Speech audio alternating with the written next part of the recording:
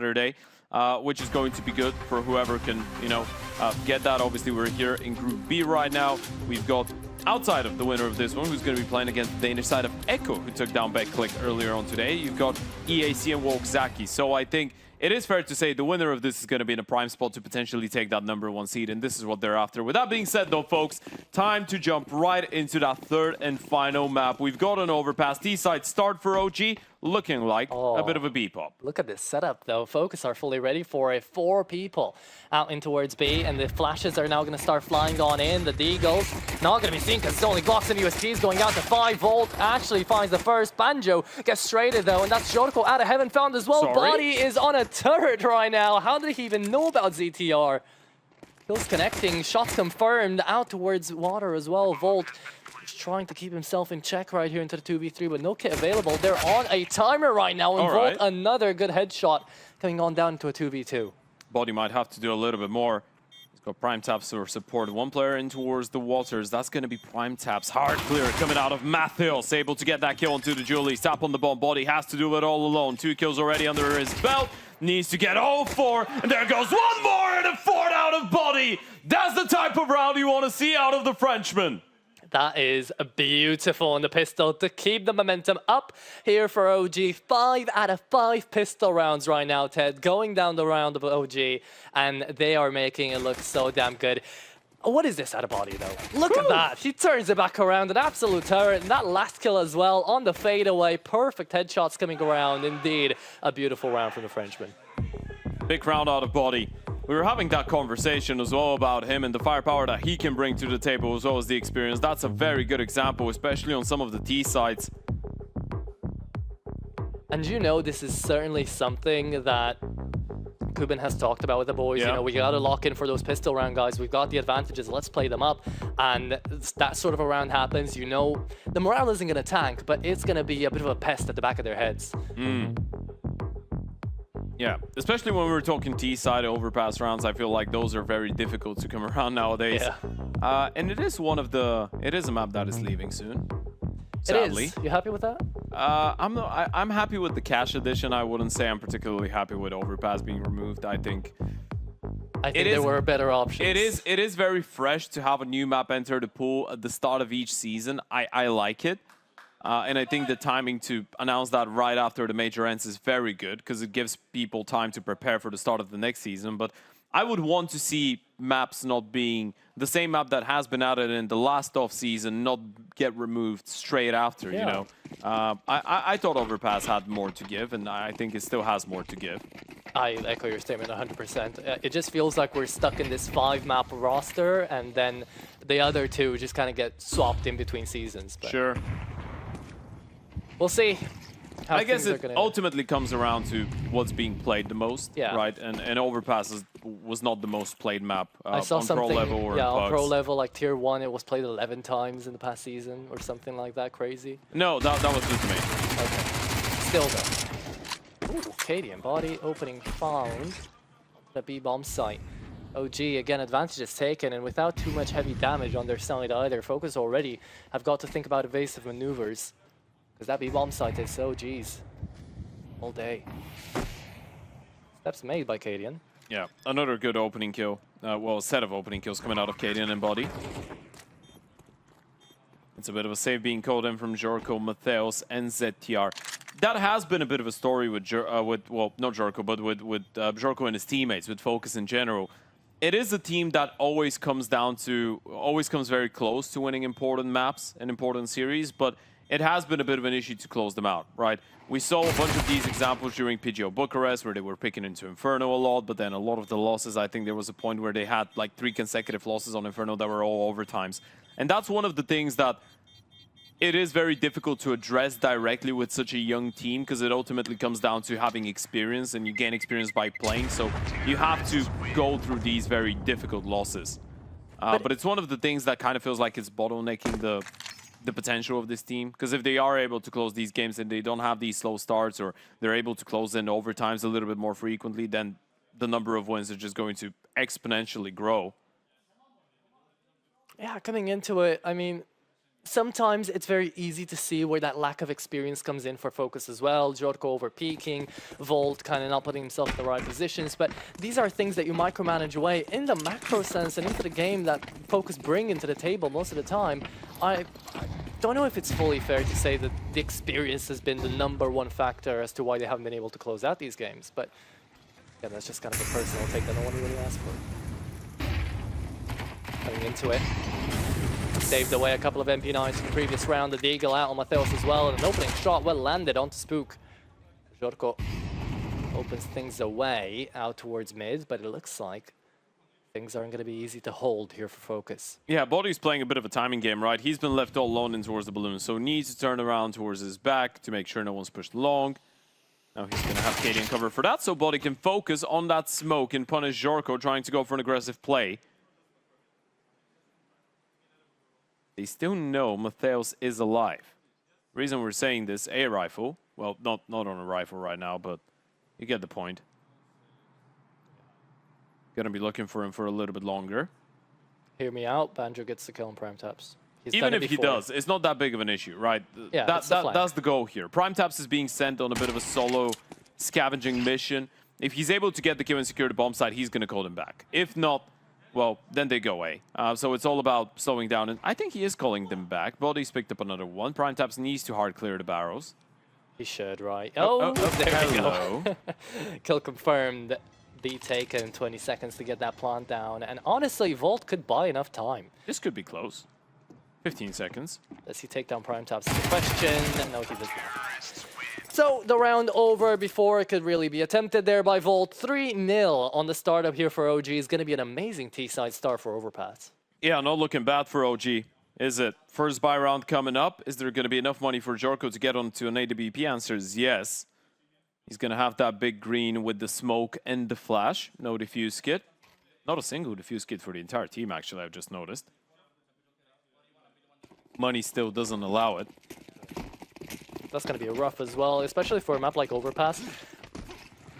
I think just selling an Incendiary and buying that kit is 100 times more impactful, but it depends on how you want to play these setups. And if FOKUS are going to be a bit more aggressive, then it might pass by. We'll just have to see what angles they're playing, because already Banjo is up into Monster. Wonder what the idea is. It feels like they wanted to originally just take connector and go out middle, go out short and split B.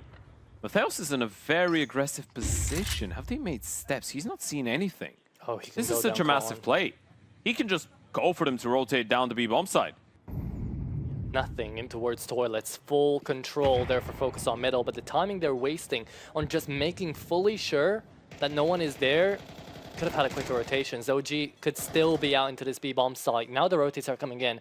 Banjo, Jorko, ZTR, Volt, all the entire house party warming up that B bomb site. Cadian first man down, by the way. Matheus managing to find a flank on him. And because of that flank, now OG have got to put a stop to this round. They're out into water. Oh. They need an opening, but the double boost up is going to be going the way of FOKUS. They met in the middle, and FOKUS comes out on top. 3v5, and OG. Are they attempting this? They've got the cash for it, right? So might as well. Yeah, it's a bonus round. You need to try and make it as expensive as possible, even if you don't end up winning in 20 seconds on the clock. The bomb player is still not making a move. They are saving. Surprising. Very, very surprising. Yeah, I mean, calling this one off. Makes sense at the same time, because you know you're just not entering up that B-bomb set without any util, but you did have a flash, you did have a smoke. I guess they just thought it wasn't enough. Not completely against it, to be fair, but this is a bit of a heads up, right? It's a bit of a tap on the shoulder. Let's not forget that these CTs could be playing aggressive angles in towards the A-bomb side. Yeah. Felt like they took a little bit too long. No one really considered the possibility of a CT coming through on such a quick timing behind him. And I would say, as much as it was quick, it wasn't really that rapid. It was a solid time window of around 20 seconds for Matheus to pull off his move. And we're going to have to, you know, keep looking over towards Matheus to see if this sort of advancement is going to continue into these next rounds. Because if this sort of impact continues, then suddenly FOKUS are going to be putting themselves in a really good spot, playing aggressive. Sure, sometimes you can over-aggro, you can lose out on a good advantage, but at the same time, you have rounds like that where Matheus just kind of makes the entire the entirety of the round. Simplifying everything. They're just going to go for a straight up B-pop, but getting short control is going to be a priority. Banjo spamming through, nearly getting that kill onto Prime Taps. Barely surviving. Hard clear needs to come through. Body with another big opening, this time onto Volt. Okay, so 1 man down, 2 more to go. Out into this B-bomb site. OG. Still got to be wary. Remember, Prime Tap's down to 8. He's going to be playing the decoy. Spook is on the flank. They're all being sent back. Body's been left alone there, and I think he's also backing off. Now, Matthäus is alone. It's all about taking that space as quickly as possible, right? Because the CTs are going to stack up, try and maybe re-aggro in towards short eventually. Matthäus will start hearing those steps. He won't. They're going all the way towards outside. Now he heard them, a bit late. So when do you call in a rotation? ZTR, he's thrown in a flash and went back, but is it too late? Too little, too late? Fade away, Matthäus finds 2. Cadian, sure he trades it back, but they're still shifting out in towards toilets, wondering if there's a second man coming up connector, if there's a third out into the A-bomb side right now. They have no information and only 25 seconds, so OG have got to run into this bomb site. It's going to be up to ZTR to deny it. And look at the flank coming around from Banjo. That's the bomb down, and that's the second found as well. Banjo wins the round, and it's only left down to Body, and he's going to get flicked upon by the op. There's the happy smiles finally coming back here for FOKUS. It feels like it's a little bit hesitant out of OG, right? You get that opening, you get that opening kill in towards short, then you fall back. You get the refrag in towards long. It's lovely out of Matthäus to get a double out of this position. But at this point, especially with the kill in towards B and the fact that there's no re-aggression and Matthäus is just playing this on a bit of a, I guess, a bit of an island. The moment that you get the kill, unless you want to go down connector, you go a little bit quicker, right? Felt like at a certain point people wanted to hold for the flank, but then other people wanted to get utility drops so they can throw it in, and in the end no one's looking for that push in towards Con. And it's not like Body came up short connector, right? He went all the way through T-spawn, so there was a massive gap in towards short for such a long time. But this is the same thing that was happening back on Dust 2 as well, if you remember out there for OG. They were trailing behind when there were only 20 seconds left, 25. They were scared of actually pushing into the bomb site. And when they found out about the timer and they looked up and they saw 20 seconds, then they just kind of spurred out of the smoke, spurred out of the flashes, and everything started to fall apart. So clearly, OG have got some timing anxieties out here. Nothing they can't get through, but something to keep a note of. Get into round number 6 right now. Adam's going to take a bit of a spray. One of the main things about OG that we can already identify, apparently they're a team that likes controlling the middle part of the map, which is a bit bamboozling with the fact that they are letting it go and they're leaving everything for free in the later stages of the round for FOKUS. But early on, the first 15, 20, 25, 30 seconds, take short control, clear out connector. It's very mid-centric for the T side, at least for the opening stages. And FOKUS have stopped providing them with opportunities to get that early opening kill, so OG will have to work with nothing for now. This round's going to be all about Jorko. He's down in middle, he's looking on out with the op, and he's got support in form of Matthäus, who's just trying to info jump right now. He's staying away, he can be a stool out for the op as well. Question is, do you play up forward out here towards long, or do you just play back in towards the side? You have that T-side AWP from Cadian as well. Player spotted in towards long. Prime Taps is still waiting for a potential punish. He could call him back. The bomb is on Banana. If Prime Taps is able to get the kill onto Banjo, and you know that's the B anchor, they're too and far. you get him out of position. 25 seconds. He's just a flank. It could still be a fake and a B finish. It would be quite something. You're getting Cicadian now moving back away towards B, but they haven't moved out. 17 seconds, and Prime Taps needs to connect, and he won't. Banjo takes him down, and Cadian doesn't like the call he made now, because he was banking on the fact that B site at least had one player to steer clear of. And it wasn't enough. FOKUS on a third right now. ZTR still searching even on 5 HP. This just tells you how much FOKUS realize the situation that OG have been put in. There's no cash remaining out for these guys. Yeah, the T-side economy is a little bit ruined now. At least you hold on to the AWP and the AK, but it's another one of these fakes that doesn't quite work out. It's not a bad idea. Felt like it could have worked out. Prime Taps just couldn't win the first fight. Even if he ends up dropping to the guy in water, even if he gets refragged. It's approachable. Yeah, you can still potentially try and hunt him down. ADR graph for the side of OG is mental. You've got Body on nearly 140, and then everybody else being on way less. And now let's see a pop. Maybe this time a little bit of aggression is going to be coming through in the camp of OG, but it looks like that's misplaced. Cadian out of the fight, flash comes about, and it's going to be Banjo on the double through the flashbangs, finds the third as well. Denial scene, and OG still quick, but not rapid enough. They get stuck at the entry, and I stole that one from you, but it makes a lot of sense, doesn't it? He just got stuck on Monster. Banjo with a big 4-piece. This is what we were talking about with this guy as well, right? Starting from his days on Fnatic Rising, he wasn't one of these guys that got an instant shot at Tier 1 or even Tier 2 Counter-Strike. Had to wait all the time to make his way into FOKUS in 2026. Played on Fireflux last year, and he was one of the best players in kind of like the Tier 2, Tier 3 echelons of European Counter-Strike for his positions. It's very rarely you see a player like him with that anchoring and I guess, lurking ability at that young of an age. Time for good old Lambert to join in. Try and come up with a solution. The last couple of rounds have not really been ideal for OG. They already have 3 on the T side though, so that's plenty to work with. But check this out again. Yeah. Banjo going for the swing. Flash coming in from his teammates as well, so it's very good support. And I think the first one might have actually been a T side flash that blinded him. Would make a lot of sense. Again, it's the util that started off the round. Yeah. Inside of the truck. Inside of Optimus. And we got new angles out here again. Like one up ourselves. I think I said it in the pre-show. If I didn't, I meant to. But how DraculaN always gets better and better by the tournament. Yeah, Banjo. Shout out production one time.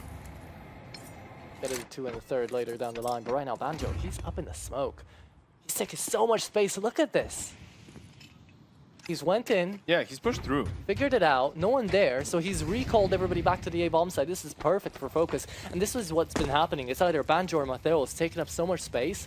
They've got full info already. And it's only been, what, 30 seconds into the round? Yeah, and he's not pushing forward as well, right? He doesn't want to risk getting shut down by someone that is just lurking around T-spawn and holding for these pushes. He knows no one was being set up for a B play. So that was quite enough for FOKUS to know they have a time window to rotate people back in, play with that stack for a little while.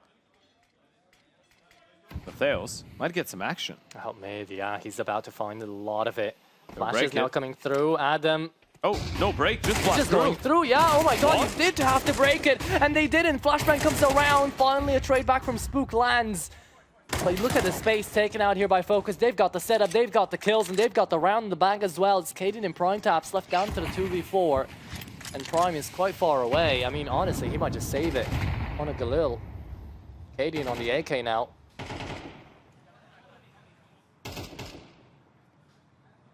Very surprised to say this, but this would have been a save angle had they not been this desperate. But the Cash is just not letting it happen. Prime Taps finds another down long. 15 seconds left to get into the safe side, and it will be Jorko landing on the first. Cadian down and out of the round. OG attempted it, but again, it's Mateos to deny them. I wonder what the idea was there, why you don't break the smoke, right? Because what you would see most people in that situation do is break the smoke flash through at the same time. So it's 2 different people, and they had a lot of manpower. So they could have done that. Probably was Jorko. They were waiting to see if either he was holding the angle with the op or if he was boosted up from side. But hey, you had to expect someone in the close corner. Ooh. It's not a good reaction out of body. He doesn't look happy about it. That's what we got to see out of body and out of Adam as well on the first map of this best yeah, of 3. Pretty dissatisfied.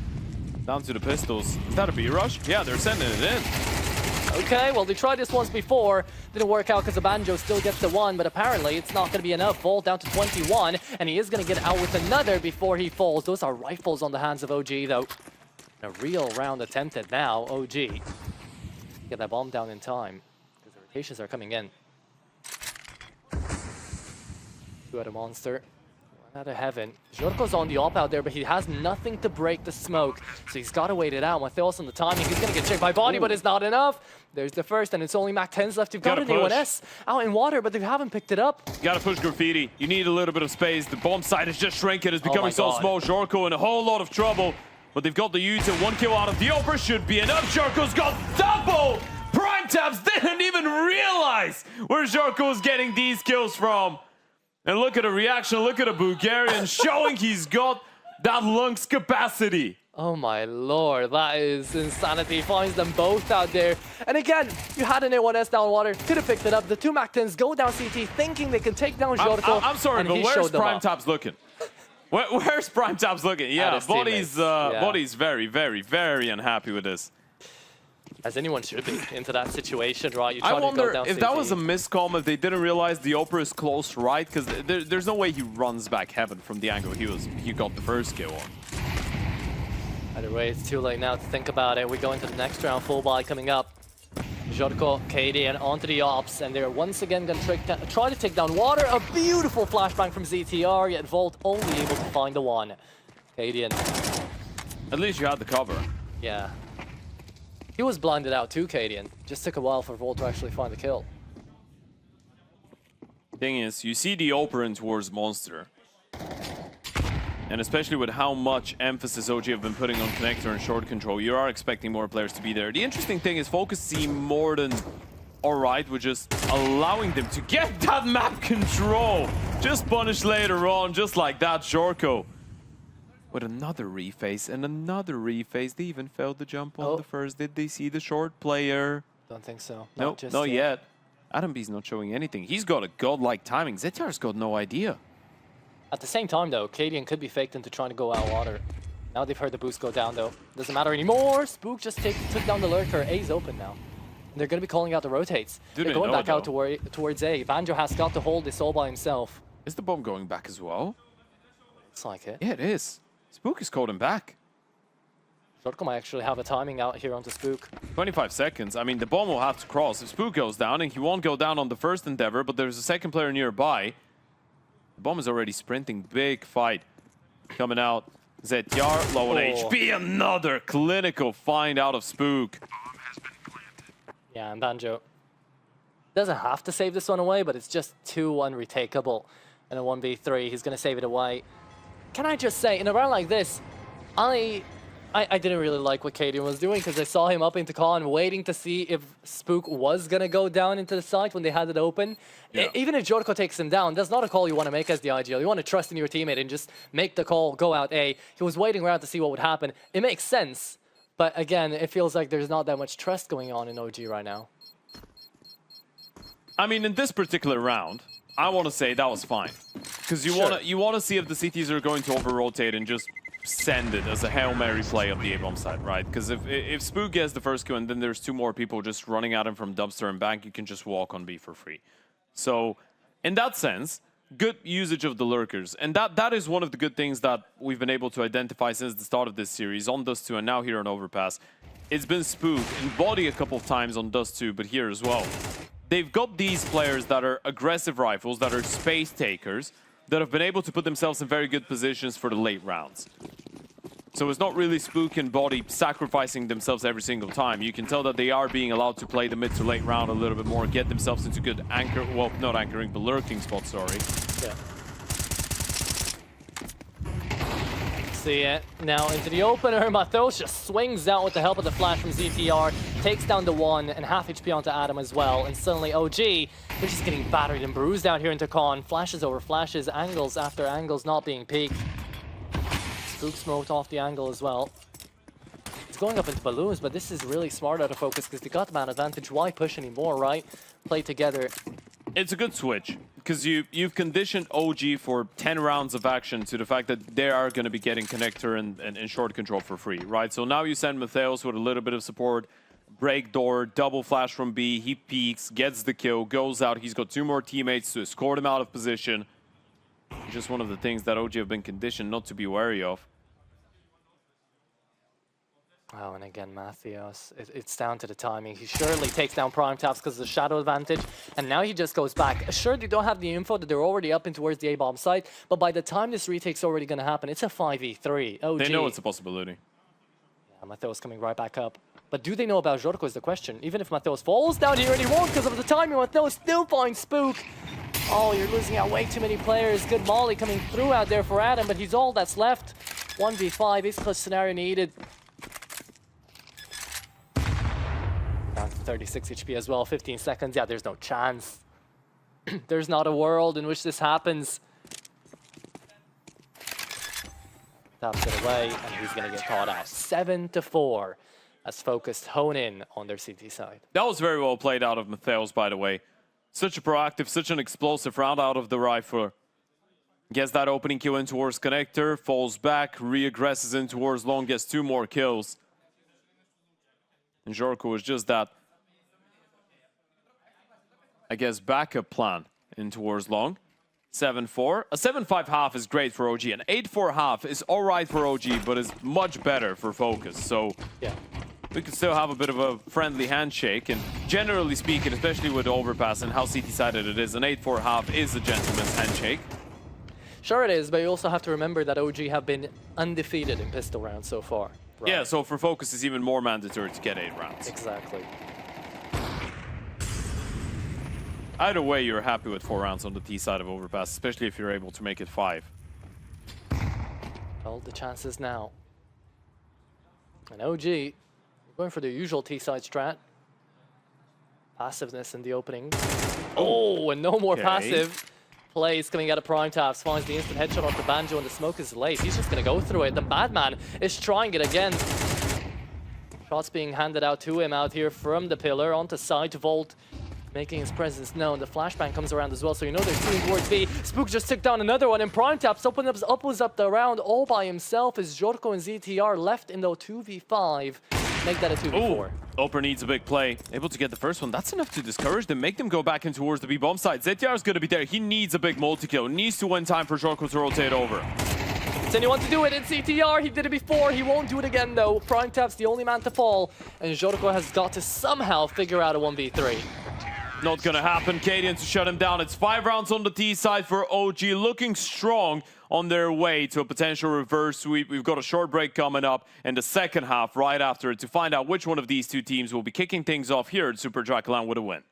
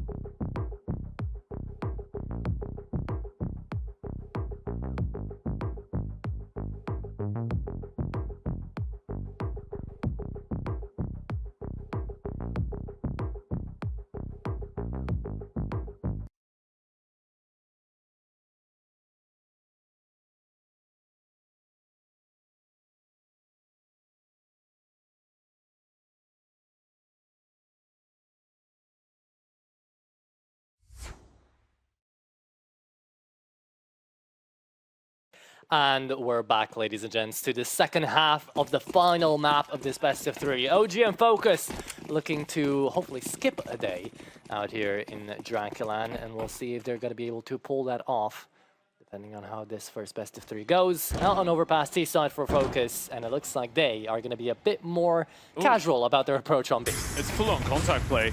Just now they're going to announce their presence, so it's a little bit late for the CTs to react. Volt with a nice opening. Banjo able to find one more, but they are somehow able to fight back here, OG.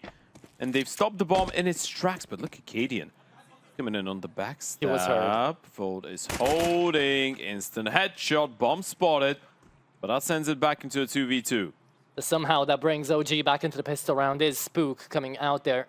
Managing to find the 2, denies them, but FOKUS are right back up on the B-bomb side. Problem is, it's not the bomb on Volt. I'm so surprised they don't play together into a 2v2 like this, FOKUS. They've taken up the space. They have the information. ZTR is scared to push because he's all alone. Makes sense. Now he's taking B. He'll recall back Volt, and at least they'll get a bomb plant off of this. Yeah, you got to run down. This is a great play. I mean, the idea was Volt is going to make a little bit of noise, maybe shoulder bomb to someone jump spotting from dice, but now he can just sprint. Go for the bomb plant. ZTR is so deep into enemy lines. Now he can catch off at least one, if not both of them. Hello. Knife in hand, and there you go. Kill connected. No kit available for Spook. Sure, you found 2, but you need 2 more out there, buddy. See how he'll go about it. He will have 1v1s at least. Unless they both swing right now. No defuse kit, no utility. Gotta try and bait them out. First kill confirmed. Blindsides Volt. You know where the second guy's gonna be at as well. First up on the bomb. Now you spotted him out. You need an instant headshot, and there's just gonna be toying with his food. ZTR doesn't need to go for that fight. Spook, he's got a smoke. He can try and stick it. Time is running out. It's gonna be a 10-second stick, but ZTR's running out of ammo. Gotta try and run him down. Spamming him through. Able to find the connection, and you can see the reaction. ZTR realizes how damn close this one goes. But FOKUS still pick up a pistol round regardless, and there's not been many of these so far. Yeah, first one of its kind. The relief on the face of ZTR in the 1v1. Spook was about to make a show out of another pistol round. Well, he wasn't able to get that one through. Even if he had a kit, I don't think he would have had just enough time. Was getting there, though. Still, 8-5. FOKUS are going to be really happy with this, because they just realistically need this one round. Anti-force, they can make it up to double digits. Hero M4. That's going to be on body. One and only premium rifle. Trying to get that early opening. You put it together with a buddy. That's going to be Cadian. It is the duo operating in towards that A-bomb side for the side of OG on overpass. You've got Spook as that rotating, floating piece.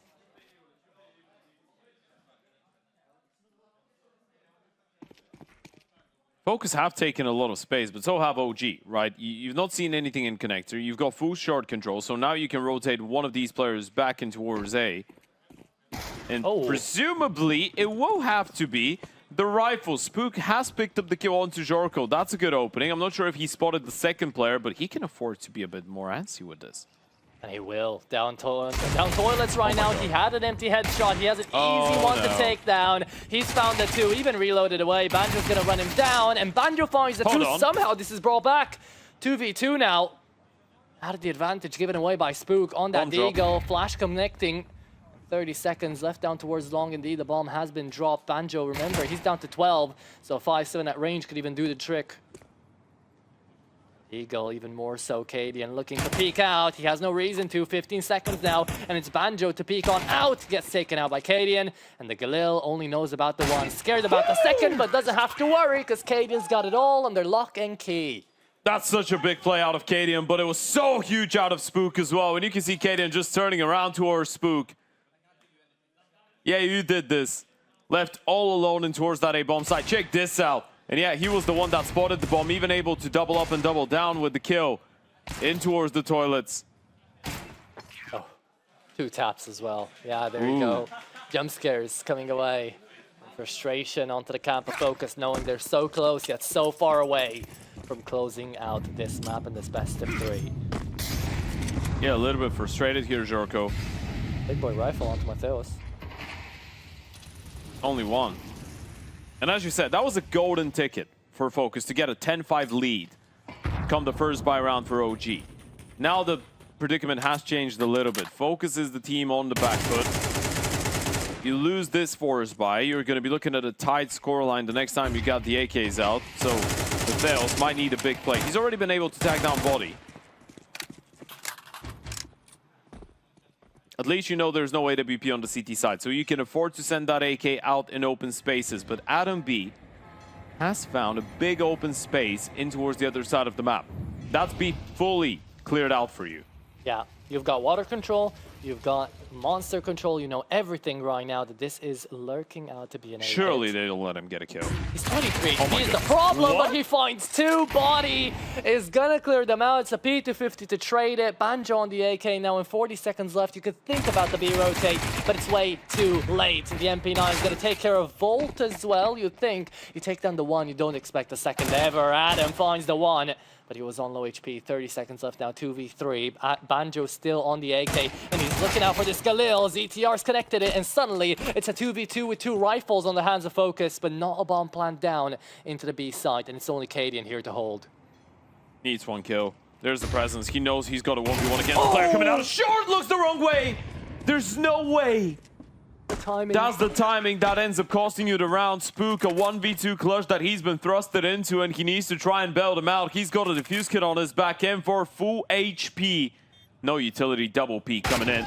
3, 2, 1. Banjo takes his head clean off the shoulders, and FOKUS answer back with a force buy their own side.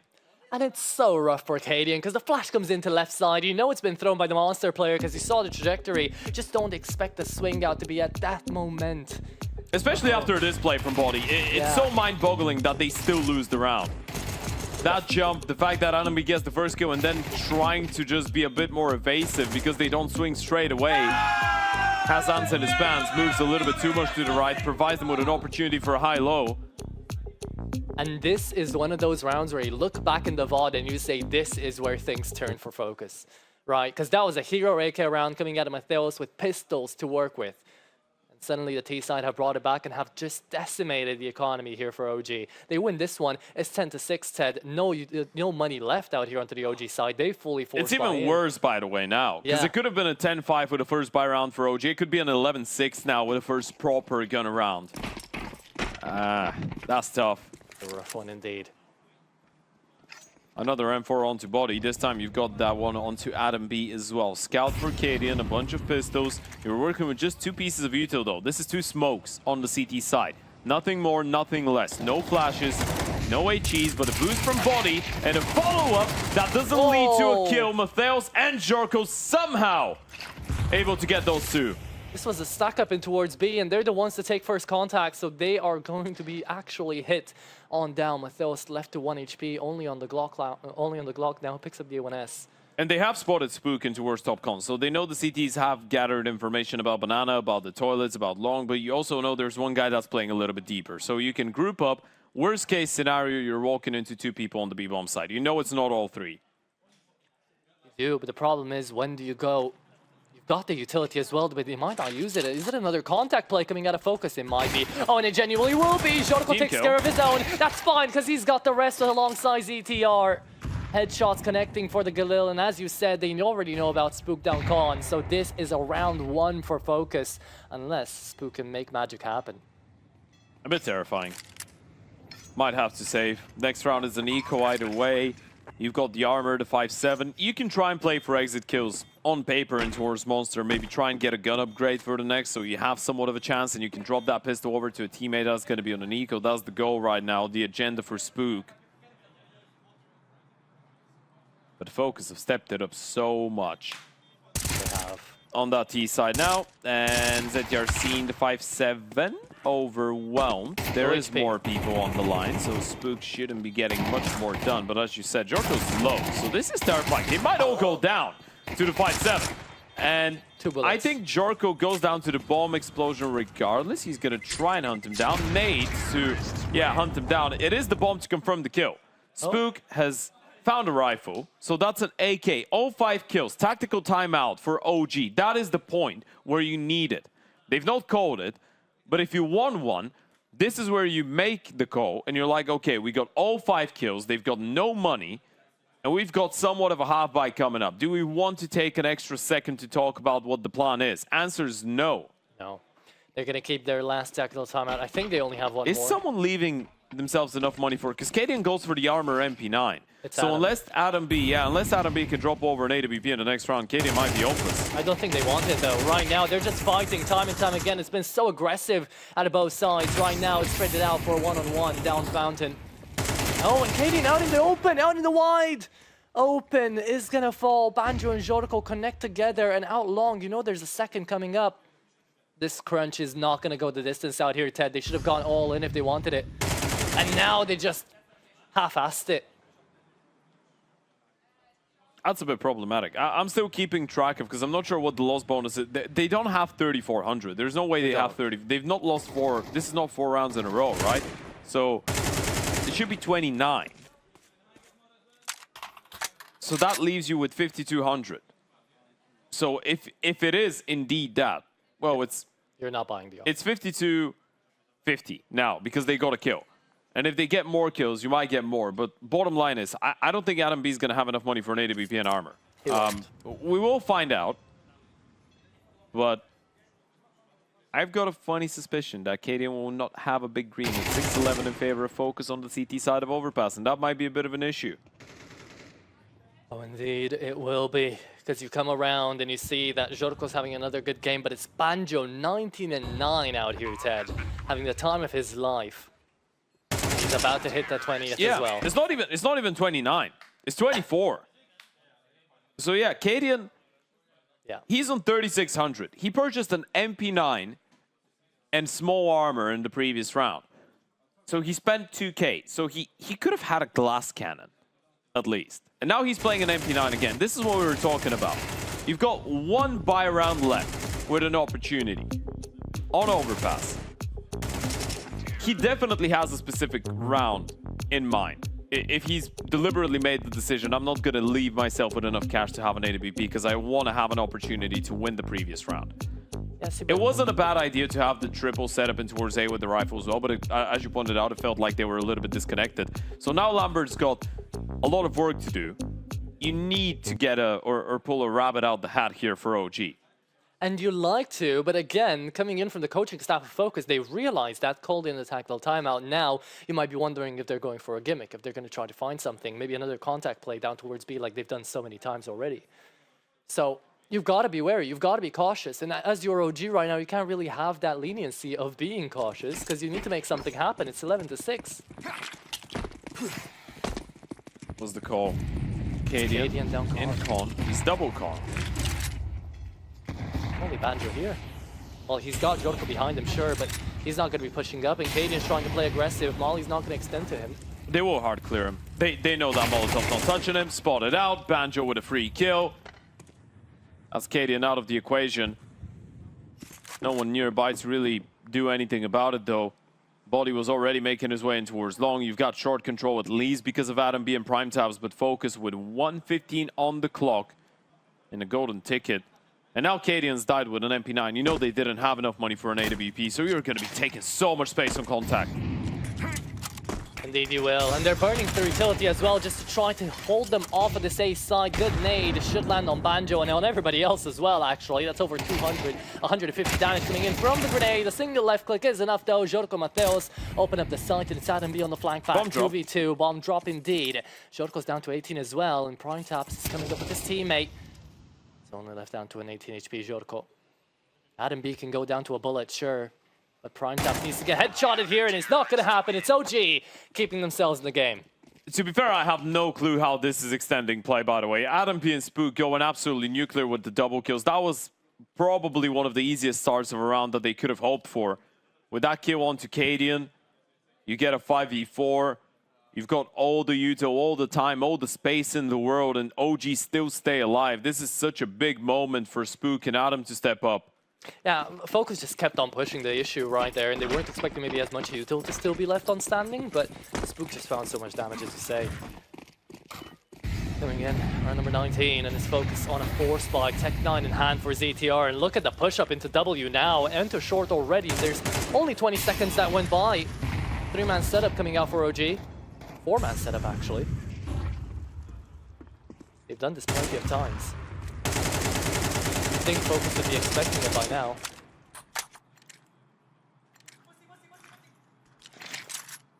Haven't seen that much love out on this A-bomb side from FOKUS because we haven't needed to. FOKUS, they find 2. Jorko on the boost up. And then Mattheos on his stool. Took down the 2, so now you got a 5v3. You can go wherever They were so ready for it. Jorko just goes back and plays anti. He just waited to hear the flash bop, and then he pre-fires the boost. Body gets deleted. Spook spammed. Cadian alone. Break on the smoke. Needs a big multi-kill, able to deliver a double. Cadian, how many more have you got? Down to the pistol. No more for the IGL, but he's made it doable. Adam B and Prime Taps need to give this one a go. They need to, but they gotta fully figure it out as well, because Utility's still on site here for the side of FOKUS, and they're about to hit map points. So they're gonna go aggro. Prime Taps looking out into bank. Adam B on the kit on the flash as well. When does he send it? When does he use that utility? Because this is going to be absolutely crucial. ZTR down to the corner. He's going to be known. It's a Tech9 on hand. Galil and AK left standing out here. ZTR gets himself into CT. Oh, this is going to buy so much time. Jorko finds the 1, and his Prime Taps last man standing. Needs to pick up the kit as well, and running out of time, running out of options, and running out of rounds to play. It's map points on the board here for FOKUS now. Yeah, and you see the BM, you see the screaming going on as well. Jorko's loving life right now. FOKUS able to get 1 round away, and this is looking like a 3rd tactical timeout for Lambert. OG on the ropes. Look at the way that this setup gets annihilated. Good effort coming out of Cadian with a double kill, but unfortunately running out of ammo, and then Jorko just going absolutely nuclear on the bomb side defense. This has been a constant throughout the entirety of the best of 3 out there. OG, whenever they're down out of these rounds, you just can't see themselves really bringing it back up. They can't see the comeback, maybe besides Cadian, but everybody's just feeling really tense. And it makes a lot of sense. They had to fly on over here to Bucharest, invited on over to the tournament, the biggest prize pool we've got, the most implications to the VRS they've had in a while. And again, this is the opening game of the tournament for both these teams, right? So losing here doesn't mean elimination, but losing here means you're going to have to make your way down through the lower bracket, win 3 consecutive best of 3s to make it into the playoffs. And the loser of this one is going to be playing BetClick tomorrow in an elimination game. That is Wednesday.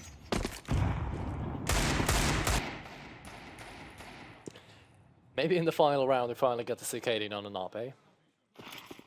Glass cannon. I am pretty sure this is the first time we've seen him on the CT side with a big green in hand, which is a little bit tough.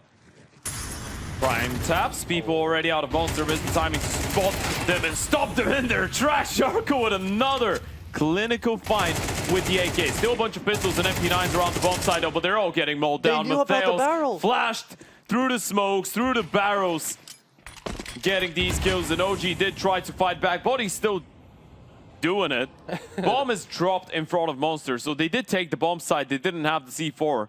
Need to kill the timing on this. Body and Katie and the 2 veterans will have to try and find a way back, and Body is recognizing the fact that there has been some space left open, so he's going to start moving forward. Does Cadian turn around? He did. Little did he know, they were just going back to pick up the bomb. They're still coming here. Now he's going to start hearing the steps. Do they read into the fact that Body has already moved in towards the waters? Might not really matter. Cadian not going to get an opportunity. Body up close and personal. Going to get spotted out now. Gets 1 more, but it's Cadian on the big green.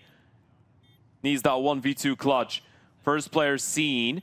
Vote didn't spot Cadian, so that's a bit of an opportunity. Drop down. Now they've definitely heard him. At least the short player must have. You can see Vote just turning around in towards Monster. Cadian, no defuse kit available. Need to try and bait out these fights. Tap on the bomb. Try and get them to peek. Flash comes in. First player spotted. Kill confirmed. Second tap. 10-second defuse. And he's not even sticking it right now. He's run out of time. Turn around. Vote shuts him down. And it's FOKUS to get their first win here at Super DraculaN. It wasn't easy, but it damn sure was deserved.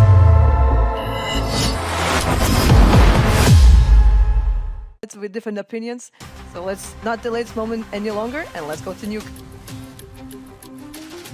Ready to kick things off. Thank you very much, Haku. We're moments away from our first map of the series. We've got FOKUS and we've got OG. That's going to be a fun game. Nuke, Dust 2, and an Overpass. One of the last outings of Overpass that we're going to get to see. Obviously, for those of you that don't know, Cash is getting reintroduced, replacing it into the active map pool. So, yeah, better enjoy it while it's here. Yeah, I like it while you can, because right now, we're going to be seeing ourselves first up on Nuke. It's going to be the map pick coming out from OG, as we said, and each to their own, playing their advantages, playing what they enjoy to stay comfortable on. We're going to be going a little bit outside OG, going for a two-man lookout, as it is going to be an A hit at the end of the day out from main. kaden already lurking around with the bomb and already spotted out. Feet seen, but Jorko takes down 2 down main, and it looks like out of the Fate vent goes down Matheos 2. Prime taps ready to flick on, and we're left down to a 2v3, but look at the bomb out here, Ted. It's left outside. Yeah, that's a little bit problematic, right? It was a very cool round with the split. 2 players coming through mini, the molly towards the top of HUD to force that player out of position.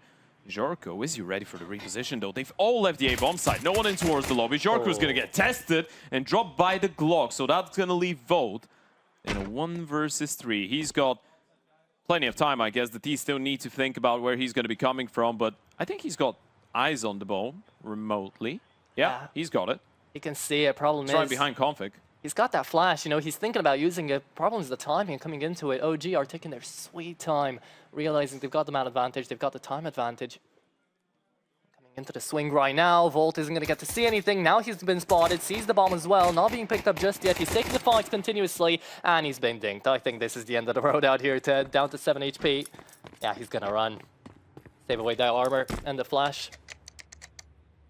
Yeah, steps made. Bomb's going to get planted, so this is going to be the pistol round going in favor of OG. This is where it gets interesting, I think, between those 2 teams. We were kind of talking about it in the on the desk, but this is my first time watching OG with this specific 5-man lineup, or casting them with this specific 5-man lineup with prime taps on the team. It is very interesting what the role distribution is on this side, right? Because obviously you've got 3 aggressive rifles in Adam, B, Spook, and Body, and prime taps himself is not known to be the definition of a support player. So when you think about it, you've got 5 players that like taking space and being proactive, because kaden is not really that type of a very supportive IGL either. It's one of the interesting things I've noticed. kaden is actually the guy that's attempting the most amount of opening kills on the T side for OG in the last month, which is something that you don't usually see considering he's still the oper. Yeah. At the same time, though, he's the one kind of calling all of this, so if he has to be the hero, taking up all that space and being the decoy, he'll do it, especially on a Mac-10. A lot of these rounds, he's going to be looking to try to take up that space to get the kill bonus as well for that AWP, so not a bad call here for kaden, at least here for the beginning of the map. We're going to get to see later down the line. FOKUS as well, going on for a 4 spy now, round number 2. They didn't get all that many kills into the previous round. Is Jorko alone? I think he is alone in towards ramp right now. Everyone else is kind of focused on the upper bomb side in towards A, so Jorko's going to get tested. There's a bunch of flashes. Get 1 tag or a kill, and then you can try and move out, but not provided with too many opportunities. kaden going to give it a look in, but now the Molotov has been thrown out, and OG are slowing things down. Leave Spook on the rotate. Should have cashed someone off towards Secret, but this is going to be hit. It should look like. Down to ZTR, down the vents already. Try to take up that space, but OG doubling back. Yeah, no rushing into it. This is a good call. They've left 1 player in towards the ramp. That's going to be kaden, just showing a little bit of presence. Moving around. That's the bomb drop, though, and that's kind of going to give it away. And Matheos has found a second. How is this going on? How is this happening? Jorko shut down Spook. Now you're suddenly left in the 2v4. So many angles, so many players. Everyone's jumping around the screen, and down goes kaden. FOKUS have not only made it work, but it's a triple kill out of Matheos, and they lose just 1. It's so rough as well because they've overcooked it out there, OG. They had the position down towards B ramp and they just thought, okay, we'll try to cook this one out, go back towards the A-bomb side. Shirley's down towards B already somehow, but no, Matheos just holds them down into the solo door to Squeaky out there. Takes them all down. Beauty of a round there individually for Matheos, but for FOKUS overall, I mean, the way they crunched in so quickly, they won the round. And now OG, of course, they're going to be forced into trying to have a bit of a response now. Yeah, we know the FOKUS guys are very emotional. That's one of the things I'm looking forward to in a way. I'm sure kaden is too. Yeah. They'd have to start winning rounds for him to show that, you know. But I'm sure we're gonna get there eventually. Got the outside smokes in. Is the default flip side wall. goes down there. There still is a timing for someone of the CT side to go down the vent. They're not really doing that though, right? They're too worried about the T's potentially walking through the outside smokes in towards mini. So Matheus is not going to see anything. Jorko's already picked up one, so they should know the bomb is getting planted. Oh, they overlooked Volt right there into the double doors. Jorko manages to open up ramp, and you've got only Cadian and Prime Taps left. They're on the pistols. That Tech-9 is not getting anywhere. Taken out from main as well. ZTR finds another, and it's a clean round here for FOKUS to completely get their momentum back on track. Yeah, it's a very good setup out of FOKUS, right? It's one of the things that people lose track of in these types of force buys on nuke, especially when the outside smokes come through. Everyone is very anxious about someone trying to make their way through the smoke in towards mini. But then the way to deal with it, you've got your Oper freed up on a rifle, taking care of the ramp. Your ramp player, Volt, in this situation, starting in towards control room. So it's very difficult with the limited util for OG to get anything done. And now we go into the full Glock round coming through from OG. So they might use this time to talk a little bit out or just try to go in for a quick on easy A pop. But while we have this time, Ted, I did actually want to ask you, you know, FOKUS so far, the moment that they've actually stopped managing to continue their good runs at events has been when they've turned up against top 30 or top 40 opposition. OG are starting to brink out there. Do you think this is going to be a moment where not necessarily FOKUS haven't started anything into DraculaN, but historically speaking, they've struggled against higher opposition? Is this going to be a case in this event as well? I think top 30, top 40 is not going to be an issue for those guys. In terms of team play, in terms of individual skill, I feel like the issues have come through primarily maybe because of lack of experience, dropping some very close maps. We saw a lot of examples of that during PGL Bucharest as well. So I don't think it's the issue of these guys are too good for us to take down. I think it's just the fact that the team needs a little bit more time to figure out how to close these very tight games. And FOKUS is one of these teams. We were talking about PGL Bucharest so much. They couldn't make it out of groups. They should have. Yeah, in terms of pure skill, they were good enough to make it out. So yeah, I think it's just one of these teams. You give them a little bit more time, and eventually they will start breaking through the mold, you know? I like to see even in a round like this, Cadian's getting a couple of smiles in early on, making sure that OG realize, yeah, this is just going to be part of the structure right now. 3-1. FOKUS take away their third. Smiles, of course, on their camp too, but we'll see how long those last. Yeah, it's one of the good things of about DraculaN, especially the group stage now, before we move into the other venue for the playoffs. We are kind of in the same place as the players. In the same floor. Right, same floor with the players, yeah. So we get to see them as they're setting up, and the FOKUS boys, to me, they look very confident. I feel like with OG, the vibes were very decent as well. But with FOKUS, I was able to catch a couple words with Jorko before the start of the game, and he was pretty comfortable with saying that he thinks that it's between them and Gamer Legion on who's going to take the trophy home, you know? Fair. Every team is going to have that talk coming into it. It's either us or Gamer Legion, but right now... Coming in with high hopes. You've got to figure this round out first, though. Going outside, wall of smokes put up. Jorko with that AWP. Oh, it is not going to be the first man to draw blood. Volt instead goes to red and takes that roll. ZTR down, away from the double door. It's going to put that MP7 back away to use it with his teammates. Post-plan scenario already coming through. OG have got good side set up and utilities being worn out here from FOKUS. Flash on in, and this is going to be a crunch down. Coming on in, the T's have got to hold on to that smoke. Cadian denies on Matheus, and you're left down to a 3v3. It's still a little bit tough. They do have a defuse kit on the CT side, but the T's feel uncomfortable on the bomb side. They need to push somewhere. They need to find a little bit of space in Banjo. 9 body on that first one through the smoke. Bolt swings, and now you've got Adam, and he's already burning. They know exactly where he is at, and Banjo's just going to run him down with the MP9. So you've got 2 surviving. It's not the most cost-efficient round for the side of FOKUS, but it's still the round that goes their way regardless. Beautiful utility rotations coming throughout there from FOKUS. No one just used everything at the first glance, right? They managed to actually stagger those flashes, get themselves into the retake, and the 3v3 that you get to see here. Sure, there was a bit of chaos going down to the double doors, but Banjo managed to take up so much important space. And yeah, that molly down on VIP really killed away at him, and you can see it out there. He is not too happy.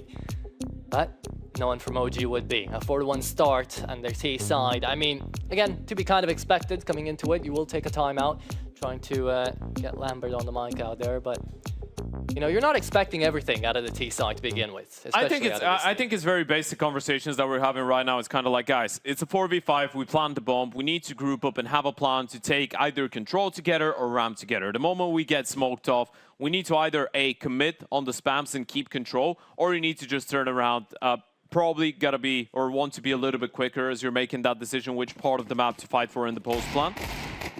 Of course, it is still quite early. We're talking about T-side nuke here, so they're going to have plenty more opportunities. Yeah, but you got to be decisive, and you'd be thinking we'd have these talks already coming up for FOKUS, not for OG, but it can happen to any team at any point in time. So we're going to have to see how that is going to continue across the map. For now, though, I mean, the thing is, as much as I like all of the names, right? Your name doesn't play Counter-Strike for you. Exactly. So I feel like when you do have the experience, it doesn't necessarily mean that your team is going to look much more well-drilled than the younger guys. That's why we wanted to emphasize on the fact that FOKUS has been around for a little bit longer as a 5-man lineup. They've had more time to iron things out, play proper Counter-Strike.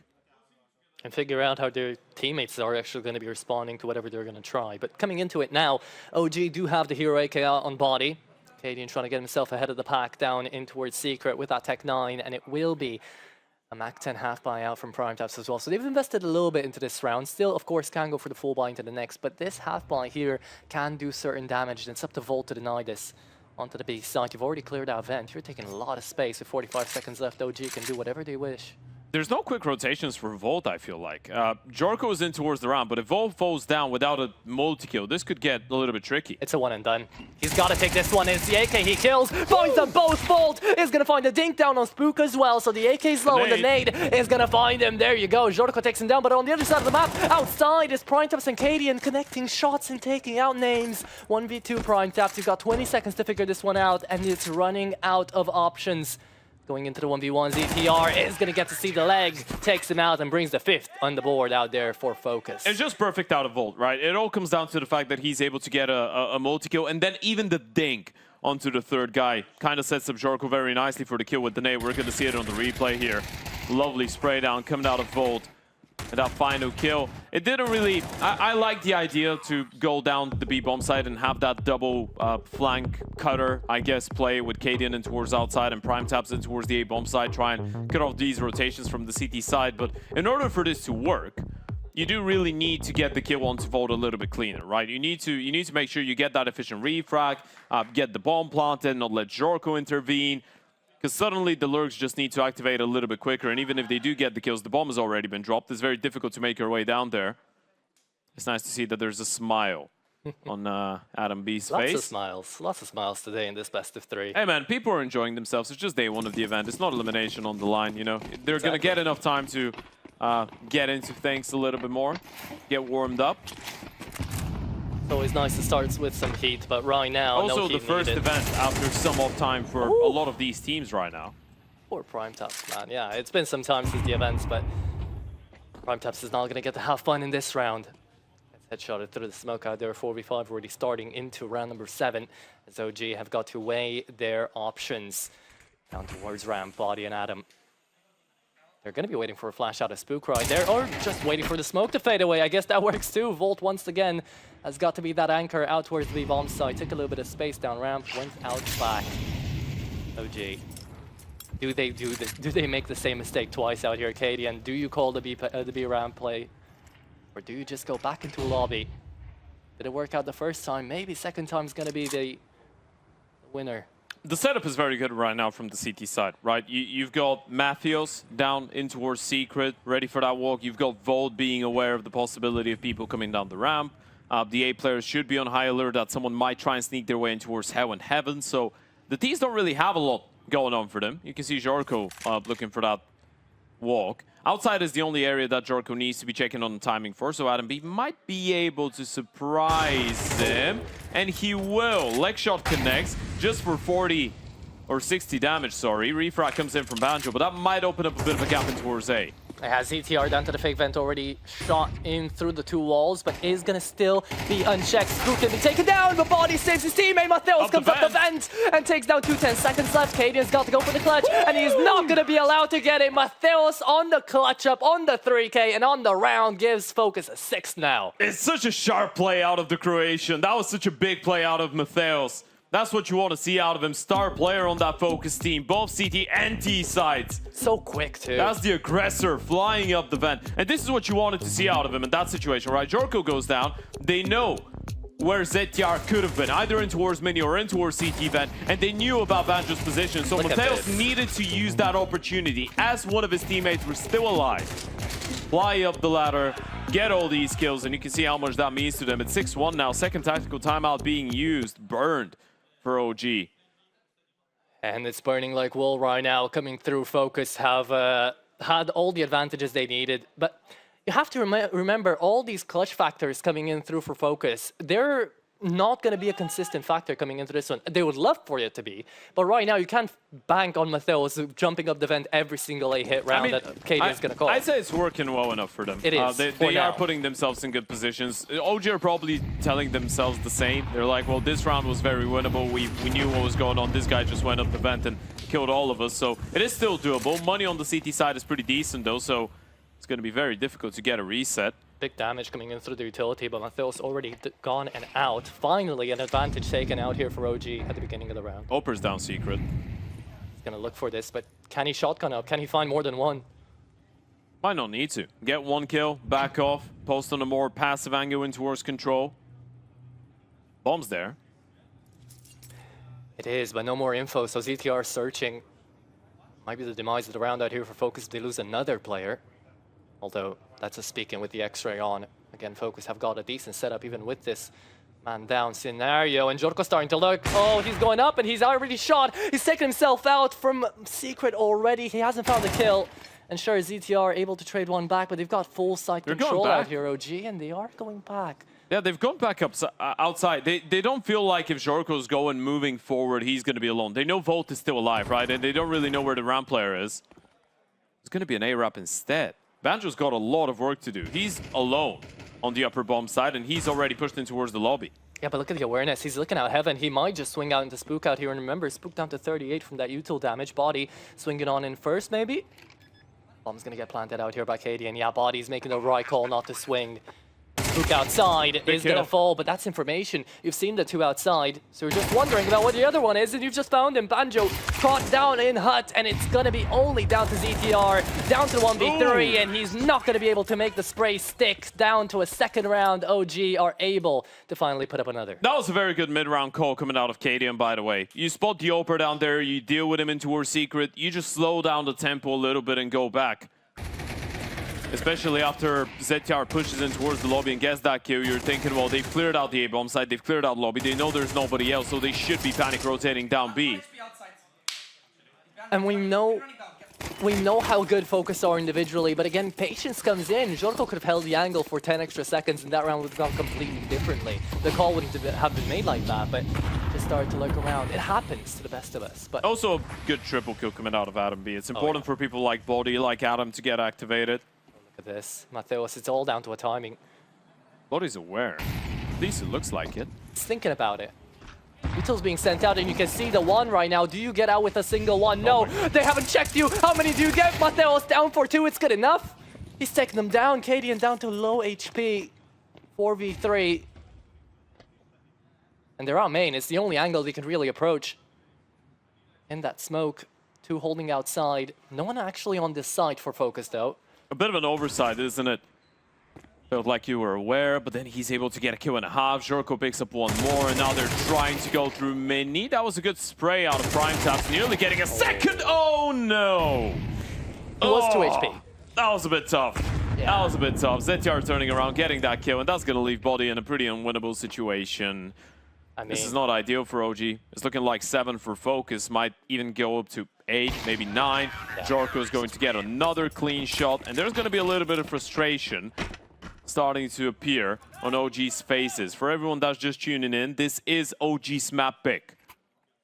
It is a nuke that they decided to bring into this one. And so far, so good for FOKUS. Jorko sitting on 10 and 4, Mateos on 10 and 5, Volt with 7 kills, ZTR on 8. Pretty important to remind ourselves as well about the fact that OG won pistol into this first half. Yeah. So doesn't make life better. It does not, because right now you're thinking, well, FOKUS, they're getting themselves well ahead of the pace that they need for the CT side. If they just manage to put up 1 or 2 more rounds left into this first half, then suddenly it's all rainbows and daisies out here for FOKUS, at least for the first half. Smokes outside, landed on up, and it will be down to Matheus to again try to find an entry.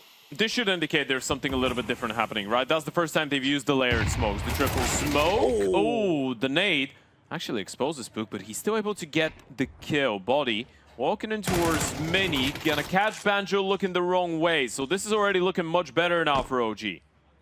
Yeah, it forced Jorko off of the angle from heaven as well. Volt looking, just in case they're going to be pushing outside. A much-needed kill coming out of ZTR down main. Now, gotta be careful. That was a 5 versus 3, and you've got a player in heaven already. Body needs to secure this round.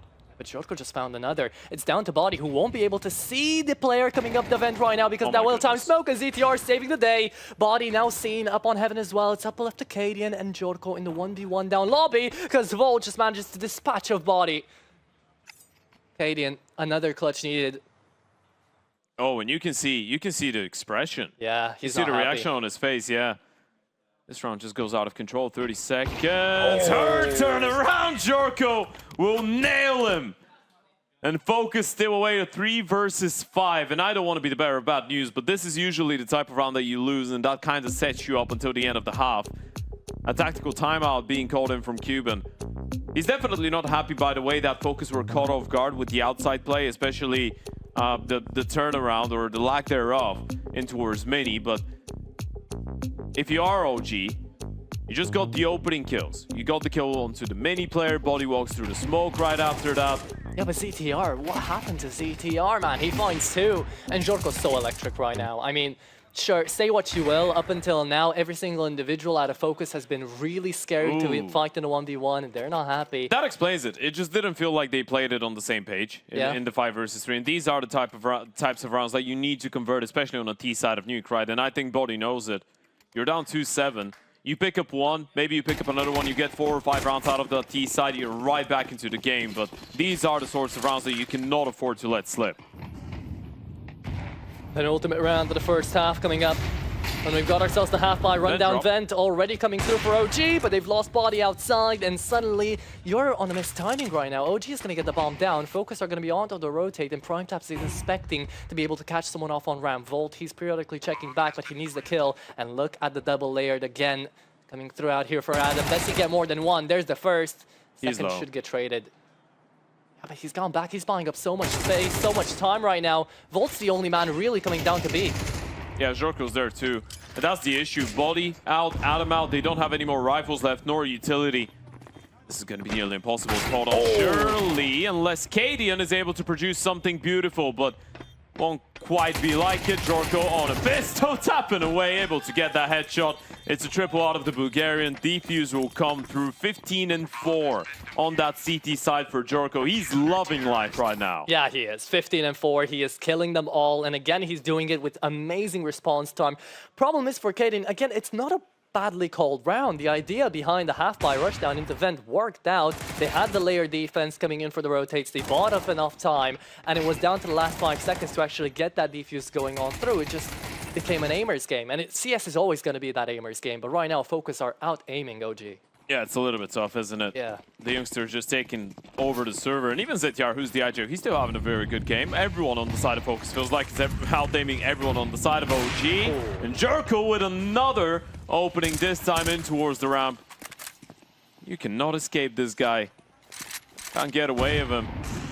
I like this. Spook realizes that they're not going to be winning it just straight up duel, so might as well go for something gimmicky, go through a smoke, try to find something, take up the space. But in the meantime, while you're trying to do all that, Banjo's just on the other side of the map taking another one out. So, that is mental. Yeah. He's 125. He's already at silo. They've just lost the entire map. Losing track of what's going on around him. All for a single kill on Matheus. That might have not even happened. Spook does manage to take Matheus down on a spray, by the way. But it's left down to a 4v3, and they're still aiming to make noise on this B side. They've not spotted Volt. I mean, Adam B knows that he could be on the railing on the second floor, but He's missed it's all a Jorko as game well. of timings. He's got no clue there's 2 people down there, and they don't really have a choice. They need to commit B right now. Might be a little bit easier now that they've been able to find that kill onto Volt. Jorko's still holding out to VIP, so he's brought in the Tech 9, trying to get close on the double doors. This is a risk maneuver, but it might pay off, actually. If he even manages to find one, he's bought enough time for the rotates to come around, and not even a single. Adam B so quick with it, takes him down, and you can't save it. It's the last round. ZTR making steps in the fire, Nade will land out towards Adam, but he's quite healthy. He's going to be fine. Stays alive, and Banjo needs to come up quicker down the ramp right there. Spook on the off angle. He might be able to just get the one. Yeah, they're buying just enough time. I love how OG are playing this. Force him out. Banjo's gonna get the first one. You need a big multi-kill, and Spook cannot turn around in time. It's Banjo with the 4-piece, and FOKUS get 10 rounds at halftime to kick things off on Nuke. I don't know what the game plan is for OG on the CT side, but they will need a miracle to turn this one around. 10-2 coming around right there, and what a quad kill out of Banjo. But we are going to be having a halftime break as Jorko kind of outs ourselves out of this one.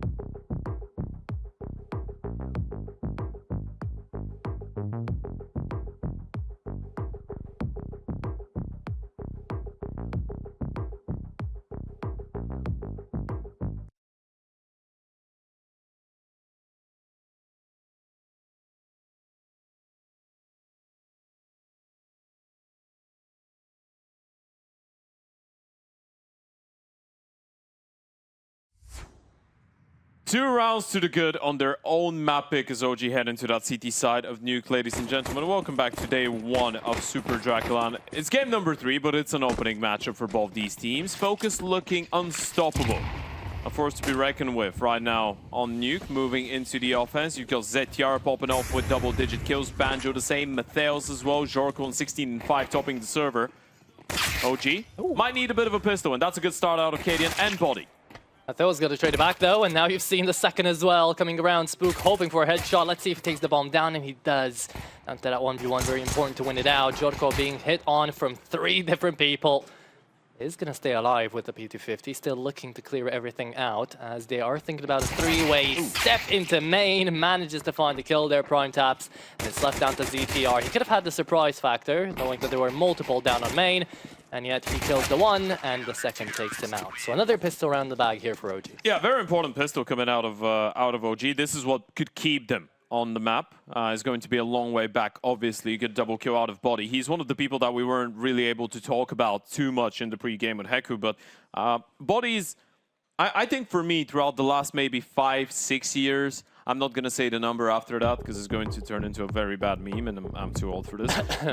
But I cannot remember the last time Body, I looked at him play and thought, he didn't really have the skill to back himself. I think he's been a very, very legitimate player for the last couple of years. So for him to, you know, get removed from 3D Max at the start of the year, then we all remember how the team went on a bit of a downward spiral. Now he's on OG.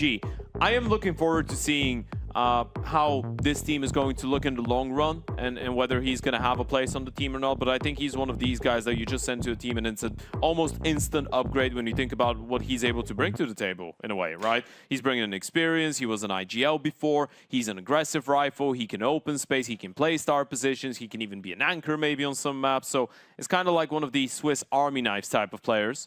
Yeah, but for any other team, I'd say that's a great addition coming through. But for OG especially, you mentioned it, right? These are 5 guys that love taking up space. So having that 5th guy coming around Body, bringing in that experience, you already have the guys with experience. Maybe you want someone else to bring in that firepower too. But I mean, in theory, Prime Tap, Spook, Adam D, that's why they're here. And they're going to show us a little bit more. Until they do, though, 4th round on the board should be coming up quite easily for OG. Only blocks on the board for FOKUS. And the MP9 looks to farm them up for Cadian. Cadian who hasn't been all too happy for how the map's been going so far, but you can't really blame him. I mean, he's on a bit of a road himself, a bit of a redemption arc, isn't he? After Astralis, I think a lot of people throughout the last year maybe have lost hope to some extent. Sure. But we remember good old Cadian from his time on Heroic. We know that he's someone who's got a very clear vision, and the one thing we can say, he loves playing exciting Counter-Strike, man. His team never played boring CS. Maybe sometimes it's not the most efficient CS, but it's never boring.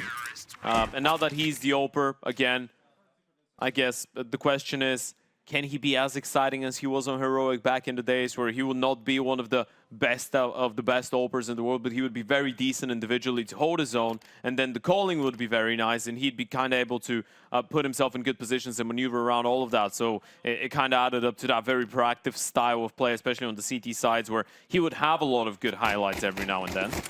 I mean, all IGLs are always going to be an interesting set of players to talk about because there's not that many and they're all very special. But coming into it, I feel like Cadian also does follow the meta quite a little bit. Right? With special, it's like they're very special. Not in that way. Yeah, the connotation is very important. This few A-pop. Then A-pop indeed. ZTR comes around, finds the opening, and looks for Spook down towards the Squeak as well. Found him on the courtesy of Banjo, and Mateos up the main finds another one as well. Prime Taps tries to take up some space back, but it's already all too lost, or maybe I spoke too soon. Jorko caught off on lobby, bomb down, and Cadian's thinking about the save right here. Yeah, that's a little bit discouraging.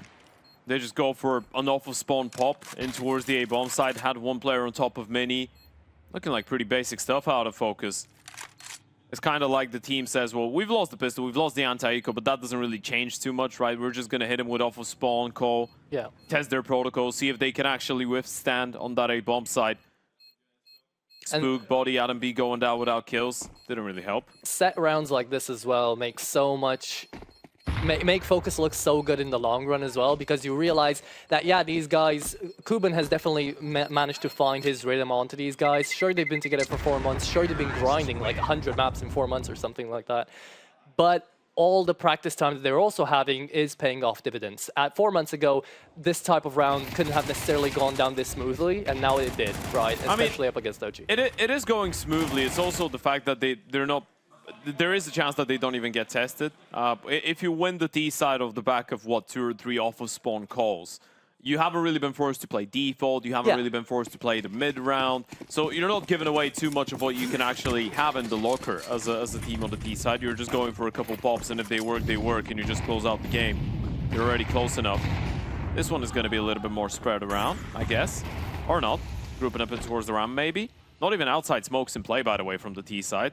You've just got Matthews showing a little bit of presence there. Now there's going to be the diagonals being thrown in. And they have somehow picked up a double. Where did that even happen? Outside one, the other, I don't know. Lobby? Happened at the same... Was it just a squeaky. spam? Yeah, it was a spam through the smoke. Damn. Well, that one down quite roughly out here for OG. Just around, they were hoping to actually put up a bit of a fight on the city side. Suddenly they have to figure it out 3v5 style. And it's going to go down ramp. I mean, it's a decent setup right now for OG. They've managed to land the coin on the right side. Now they have to execute the play as well. Big play coming up. Powerful off angle. Prime taps. How Shadow many advantage. could you get? That's a very good jiggle. There goes the secondary. Jorko helps him out with a bit of a team kill. And Prime Taps is going to nail both of them. Body and Adam B also stepping up. OG with a big buy round to pick up. And that was a bit rougher than expected coming out of FOKUS. I mean, sure, you see the first one, you jiggle around, you don't get insta-killed coming out there from Prime Taps on the off angle, but I'm very surprised to just go back in one by one out there. Jorko even takes down his own guy, trying to, you know, kind of metal in that chaos. It's a good setup. Considering it's a 5v4, they're not, or a 5v3 even, they're not even thinking there is a realistic possibility for two of these three CTs to be in a ramp setup. Going out there again, though, this is going to be quick. Again, it's those pops we're talking about. If it works, and it just did. Again, a double kill coming around. Good spam out of Cadian to deny out on Banjo, but they need a quick plant coming into this one if they want to make the round stick. They've gone the bomb out here. Cadian forced back. A single AK on Mateos, and Prime Tap's already out to heaven. Later plant that they were hoping for. Mateos has got to periodically look up as well. Down heaven, flash. Prime Taps is going to trade it back though. Jorko able to take him down, and now the call needs to be made out here, Cadian. You have to go back for this one, but you've got no kit. They know where Cadian is. Body's the one that needs to make a move if you're winning this round. And as you pointed out, time's going to be of the essence. They might have to call this one off. There's simply not enough time. Yeah, not enough time, and if Body really wanted to attempt something, he would have had to insta-throw that flash out from Squeaky. His position would have been seen, and it would have been a really tough round to win either way. Exit kills. You do a little bit of damage, maybe you can upgrade onto an AK-47. Cadian might be able to catch some of these Ts off guard as well. So this is going to be a pretty expensive round for FOKUS, but bottom line, not great for OG. This is back-to-back buy rounds. Well, not back-to-back, but 2 out of 3 buy rounds that FOKUS have decided, let's just exploit that A-bomb site, go for the pop straight out of spawn, or the A-bomb site, sorry. And the defenses of OG have not been able to hold strong. It's kind of like ZTR just says, you know what, screw that. We're not playing defaults, we're not playing the mid and late rounds. We're just going to go for the juggler. They cannot stop us. For OG, it's also a bit of a catch-22, right? Because if they want to play anti-pop flashes like they're like what the FOKUS just did twice in a row on that A-bomb site, then they're just going to be met with resistance either in towards ramp like they've seen back beforehand, or just an open Squeaky through a smoke, and once again, someone just goes down in towards main or in towards Squeaky. So it's really tough for OG to try to play any more passively than they already are without actually just playing back on heaven like 3 players. It's interesting because we're not even seeing on these A-pops, we're not seeing the Tetris smoke from the D side, we're not seeing the Molly Brawlin. They're not even using all the nades that you would usually see on that type of a play. It's just the standard, let's just smoke, mini flash over, Molly hut, maybe Molly backside. And we shoot better, guys. Yeah. Well, we'll see how many more rounds FOKUS need to actually close this one out, down to a 4th buy, of course. This time Prime Taps is alone. Cadian's rotated down secret, and you still have Body being a little bit outside of all of this. Excuse the pun, hiding in towards the garage, being wary of the mini cross, but this is 7 consecutive map picks for, or map points for the side of FOKUS on their opponent's map pick. Big nade. GL and IGL out here, half HPs on either side. FOKUS are making up steps in towards ramp out here. And they can make any call they want, really. They can still go back. Yeah. They know Cadian's here. They've spotted the ramp player drop down. So this is at least 2 guys that are confirmed on the B-bomb side. And you've got 1 minute to work with. World's your oyster. ZTR's got so much space as well, right? He can go in front, he can go back outside. He's going to be waiting for Cadian to actually push up. Oh, again, is that patience coming in and being tested on OG. Volt actually finds the first one, so now this is going to put you in panic stations because they've got that B-bomb side. Spook has to go back and at least secure a way out here for Body, but all right. ZTR is going to push up. Yeah, that's a mistiming coming through. 3v4 now in favor of OG. No real utility on the T side. You've just got that one flash. It has to be Volt, Banjo, and Jorko to step it up individually. Not a bad crossfire. Not bad at all. They do have flashes to work with as Big well, kill. but this is the biggest kill of all. Body comes right back around to the ramp, finds that second frag, and now looks out towards ramp as well. He sees the Galils can take him down, but it won't happen. Banjo's the last man standing, and there's too many bodies to take care of. There you have it. 6 on the board. OG are going to prevail for one more round. It's just that one decision out of body, right? The fact that from garage, he doesn't go down the vent, he doesn't go secret, he goes over in towards the ramp. If you don't have that one player, then you're all coming out of choke points, and it's going to be so easy for that B-bomb side setup, that crossfire to nail you. Big round coming out of the Frenchman. Getting that first kill in towards outside, the rotation, doubling up, getting that triple. Those are the types of rounds you want to see out of body. It might be a little bit too late for them, but a tactical timeout nonetheless. Oh no, actually, not a tactical timeout. They don't need them yet. It's just an eco round coming out of FOKUS, so gonna have a fun time. A bunch of pistols, a smoke, a nade. It's going to say maybe a bit of a French timeout coming around. Mateos had the lineup ready, just didn't really think he'd need the flick coming around. Breezed past his left ear. Barely surviving. Didn't give him a haircut yet. Is going to hope for another outside, but fights are actually happening in towards Hell. That's a lot of damage taken out there, Prime Tabs. Banjo somehow takes down Spook in a 1v1 with the Glock. And they're going to get a bomb down. This is insane. Yeah, that's a little bit funky. Mateos is still in towards the bomb side. Adam B's not moved a muscle. It's just a waiting game. Adam seems to realize there's going to be someone lurking. Eventually, he's going to have to start making a move, and he is the dead man walking. There's another M4 picked up. He can go down Vin now. Gotta get on the defuse. They do have a smoke in the defuse kits. Banjo's picked up one more. This is slowly falling apart. Volt. He's got the support of Mateos, just the Glock, so he needs to be the one making the first move, sticking the bomb. Spam Not needs like to come this. through. They Not take like him out, and Mateos has picked up one more. FOKUS on the eco with the Glocks and the Deeks.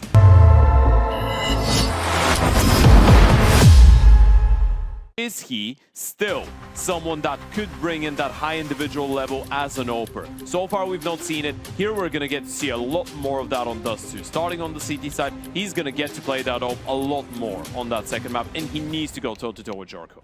He needs to indeed, and I'm sure he'll have plenty of opportunities to try it out. But right now, we're down to another pistol. So far, OG have been flawless on them, but FOKUS have got to even up the odds, right? So they're going to be looking all over to the C side, and they'll try to play something a bit slower into this one. What does go here? We've got a decent amount of utils. Smoke, molly, flash for ZTR. Triple starting towards the right side of top middle. You've got Jorko jiggling in towards Suicide. And one player that's going to be Volt, just holding in towards the B tunnels. We've got a lower push here out of OG. And Prime Tabs and Cadian have cleared everything out. Prime Tabs is not going to overextend his welcome, but they should be aware of the possibility of someone being in towards lowers. Again, this is about Cadian. He's going to be on the first engage, coming up the short looking. angle. And Hello? what? Oh, I thought that was the flick back around coming through, but it's Banjo actually connecting the shot. And now out from Ram, Body needs to find something. Yet Jorko is just that much quicker on the trigger. Finds another, trade it back out. That's Mateos gone and out. Banjo's still looking for his second, and he's running out of bullets on that Glock. Coming around elbow now. Spook hoping to connect on another. Does land the shot. ZTR out, and now Banjo too. Left down to Jorko in the 1v3, and he's running out of options and bullets as well. At least he's got full HP. Hit 250 in hand as well. Body shot on the first one. Needed a headshot. Spook with 12 HP to spare. We'll get that pistol round on the board for OG. Very important. This is 3 out of 3. 100% win rate when it comes down to the pistols for OG so far in the series. Indeed so. And that at least should tell us that these guys can at least put themselves in a really good opening statement. It's still an expensive round, though. They don't get the bomb plant, but Jorko's still able to do a decent amount of damage. There goes Cadian. There's the morale we were seeing in the first Finally map able as to well. be a bit more vocal. Yeah, OG weren't all too happy. Now, were they on Nuke? And again, makes a lot of sense. It was their own map pick too, and things weren't going according to plan. But now I really want to see OG keeping that he up. tagged him. Yeah, he went aggressive, and that Spook taking down his own on the jump up. I guess you don't really expect Cadian to jump out there, do you? Spook finds the one, and now playing pickup with a scout. This is such a gangster play out of Jorko. So he just run all the way from Suicide down middle to pre-fire that angle on the left-hand side of the doors. And lands it. Yeah, a headshot would have been nasty. Spook finished the job for him, as OG are going to finish the job now. MP9 should be able to find one more, and there it is. A single kill for a single scout. I think that's kind of what FOKUS had in mind. Yeah, a smile on the face of KDN. That's quite a good sign, especially on a map that's not really been the forte of OG. And as we said, it's not like they've played a decent amount of maps since adding prime taps. It's just been 14, right? So the sample size is not really massive. For the side of FOKUS, especially when it comes down to Dust 2, you've got a little bit more to go off of. You're looking at a little bit over 15 maps. I think 17 was the correct number for the last 3 months. As of right now, a streak of 6 wins out of their last 7 games. Teams like Nemiga, Fnatic, Ursa, Wildcard, Phantom, Cybershock. Yeah. A lot of teams that are kind of floating around the same VRS range as they currently are at. So it makes a lot of sense. Yeah, it's one of these maps that they were getting heavily punished on during PGL Bucharest as well. They wanted to play it, but a lot of teams were able to take it away from them in a way. That was back when they were just main picking Inferno every single time. Now we've seen a bit of an evolution when it comes down to the map pool for the side of FOKUS. Bit of a swap out here. A 3-man start on B straight away. OG are expecting a B hit. And I feel like a lot of it has to do with the space that KDN has taken in towards long, pushing in towards the doors. But now, the only issue is what happens if they head over short and just go for a straight-up execute. Considering the fact that Mattheos, no, is Volt, sorry, has not moved away from the tunnels, it feels like this could be just a fake short in towards the mid to B play. Don't hate what Adam's doing here, right? Because he only had an incendiary to work with. He played away for the info for as long as he could, but now look at the split to B coming in through. So OG have got the right read into this one. They've got the setup. They just have to deny it. And coming around, Banjo didn't check the window. Timing is all that matters here for OG. As the 3 come through, they get denied. FOKUS gets absolutely demolished on the entry out to site, and it's Jorko left in a 1v4. Now, somehow trying to find that 1v2 is not going to work in his favor, and it's OG managing to keep things steady. Spook is 7-0, by the way. We're asking questions about who's going to be the hero of the side of OG going into that second map. Spook is definitely making a bit of a statement at the start of Dust 2. The triple setup, never flinched, never thought about rotating someone away. They were so sure where FOKUS were going to end this round. And this is what you want to see out of OG. This is a sign that they have prepared well. You got the right setup, waiting at the right place. Everyone wins their fights as they're supposed to be. It's clean Counter-Strike. It's probably the first time we've seen that level of comfortability coming out of OG since the start of the game. For now. Definitely making life easier. I mean, the first time comes through just once, you know. True. Yeah, that's why it's called the first time. Yeah, like the first kiss, the first knife in CS. Yeah. The first time you leave your country. Sure. Yeah. You cannot do the first time twice. It's not how it works. That is right. Around into it. You know, I was looking over at this, and I was surprised that OG, we're talking about pressure in the tournament, right? You don't have a lot to lose into this one because it's double Elim, nice headshot coming through out of prime taps in the spray.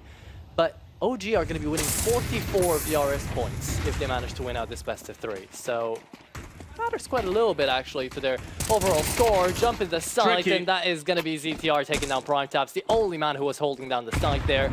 So a 3v4 in the retake. I think KDN's going to nope out of that one. See, this is not the first half fight they've lost. We were talking about the first times. That's a lovely call coming out of FOKUS. They just run it again. Crisscross smokes, closing the gap, and this time he didn't have that triple setup in towards the B-bomb side. It was just Spook and prime taps. Prime taps getting the 1. And it's a big double kill out of good old Captain ZTR. It's a bit of a nuisance for OG. It kind of feels like it throws a spanner into the works. This was just now starting to look like such a good start to the series, or such a good start to the map. You get the pistol, you get the anti-eco, the first buy round. It's pretty clean. They walk into the setup. KDN might get a couple exit kills. Gonna get shut down after 2, but money is not gonna be an issue for the CT side, and maybe this is around the time when we're actually gonna get to see KDN on the big green. Been very anticipated for a while, but it is a good round to pick up on the board for FOKUS. I'm gonna spoil it out a little bit here. Now you guys can see that Jorko's also on the big green, so Our up head-to-head should be coming around, and apparently we get 3 of those in the entire lobby because PrimeTaps is going to be going for that second op on CT side. Now, that's a very big investment. This is just the second full buy round that you're playing, and you're already getting that second re-op out. This is something that FOKUS might not be ready for. Oh, okay, well, at least the opening shot out of Jorko did not land. Both ops are playing on the same side of the map. You don't see that too often, right? One of them is starting B, the other one is starting mid to B. Yeah, but that smoke, I mean, they're going to be using up those nades at any points right now to try to find an opening. KDN looking down, right down middle. So he's not going to get too much info out of this one. Now you're burning through util. Adam's going to get tested. Late flash coming in. Minute 20 on the side, on the clock right there, and he's just going to dip. Doesn't want to take the fight, doesn't want to scrap. That's a smart play coming in. Because now he's got KDN looking for a tap, and yet still the op does not connect. It's Adam on the flank down.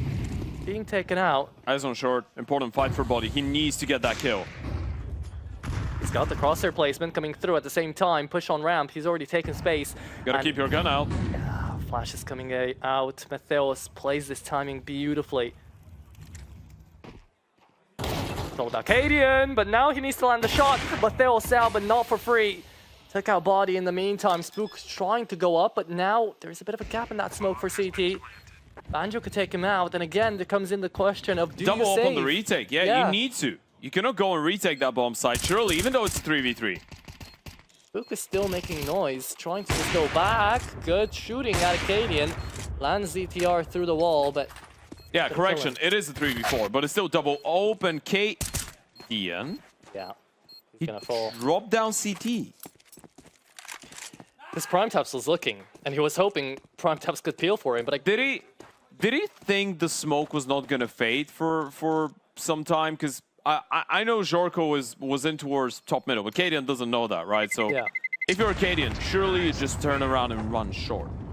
Or did he feel like he was too exposed that people could push long and someone hold from top middle so he wouldn't be able to survive? I mean, Spook had a lot of info too, and maybe they only saw 3 out of 4 players there. That was a bit of a, that was a little bit of a weird one. I'm sorry there was some explanation behind it, but from our POV, a bit of a tough situation. At least they hold on to one of the ops. They didn't really get to use that double AWP though. There goes the first tactical timeout. Lambert not really wasting too much time. Cuban has not really had to intervene too much since the start of the series in general, when you think about it. But that's good, right? That's going to be keeping ZTR at least very much in control, and the entirety of FOKUS are just going to be locked in. So you want minimal input right now from a FOKUS that's working well together. Problem is, though, that you did lose out that second AWP. So after a very expensive buy into the previous round, OG lose it, and now it's down to a reinvestment, of course. FOKUS are going to be getting that cash back on up. The T side would love to have another early opening down into towards this one. Missed out smoke in middle, but the second's going to bloom. The nade will not be giving Cadian an opening frag either. So we'll go later down into the round with the 5v5. Wonder if you want to be proactive in any way. So far, OG have been trying to be a bit more creative on the CT side, right? The first buy round, we saw a triple stacking towards the B-bomb side. Second buy round, double op setup this time around. Looks a bit more standard. You do have long control. Adam B is holding on to all of that, and now Body's going to float back in towards middle. Hope of Cadian just babysitting the B-bomb side. FOKUS taking their time, but it is looking like a bit of a B lean, especially with the bomb still being in towards the tunnels. Although the default for FOKUS has always been just take mid control later on into the round. They've been given it by OG, who've been using up a lot of the utility down middle in the opening 20-30 seconds. Now, the issue is they don't have more smokes on A, right? It's just Spook that has an incendiary. That's a great flash coming out of Body, and that's going to set up PrimeTaps for the first one. They've heard the steps as well, so they know ZTR was around there too. Oh, but he's going back in. Trying to smoke things away. There comes the flash, and there comes the op, trying to peel away for his teammates. At least they managed to get out alive, but 35 seconds left out here, Ted. It's going to be PrimeTaps checking out into the site alongside Cadian. No further util. Just walking out, but the CTs will have to simply rely on getting the kill. Steps being made, 20 seconds. Bomb coming in. PrimeTaps, good for the first. He still has a teammate towards the back of the bomb side, and that's going to be Cadian, but it's a triple out of PrimeTaps. And for the first time since the start of this series, OG are looking good, and there's a bunch of smiles on their faces. Yeah, they know I mean, they know that was very gambly coming through. FOKUS were looking a bit shaky, coming around, peeking in with the backs turned away, actually being a bit scared probably of the timer with 20 seconds left. But that smoke was starting to fade out into the split, and it was clear that something was about to not land for FOKUS. Now we go into round number 7. Still with the buy-in for the T side. They had rudimentary cash to work with. Now the boost up doesn't see anyone, and once again, we go for mid, but a bit quicker. FOKUS already down to double doors at 135. Oh, it's going to be down to Spook, and he's already going to be found out. Split smoke coming on in. Cadian's looking down short, but they're realizing this is going to be a split to beat, and the round's going to be very much in peril. So quick. One player's already crossed towards the right-hand side. Might not be aware of the possibility. Body's going to try and send it through the smoke. Prime Taps able to get one body. First kill. Spotted and confirmed, and Prime Taps has been eliminated towards the back of the bomb site. So somehow FOKUS able to come out on top in the refrags in the trading game. OG, I think this round is done. Adam B and Cadian have to save. They're just too far away. They are.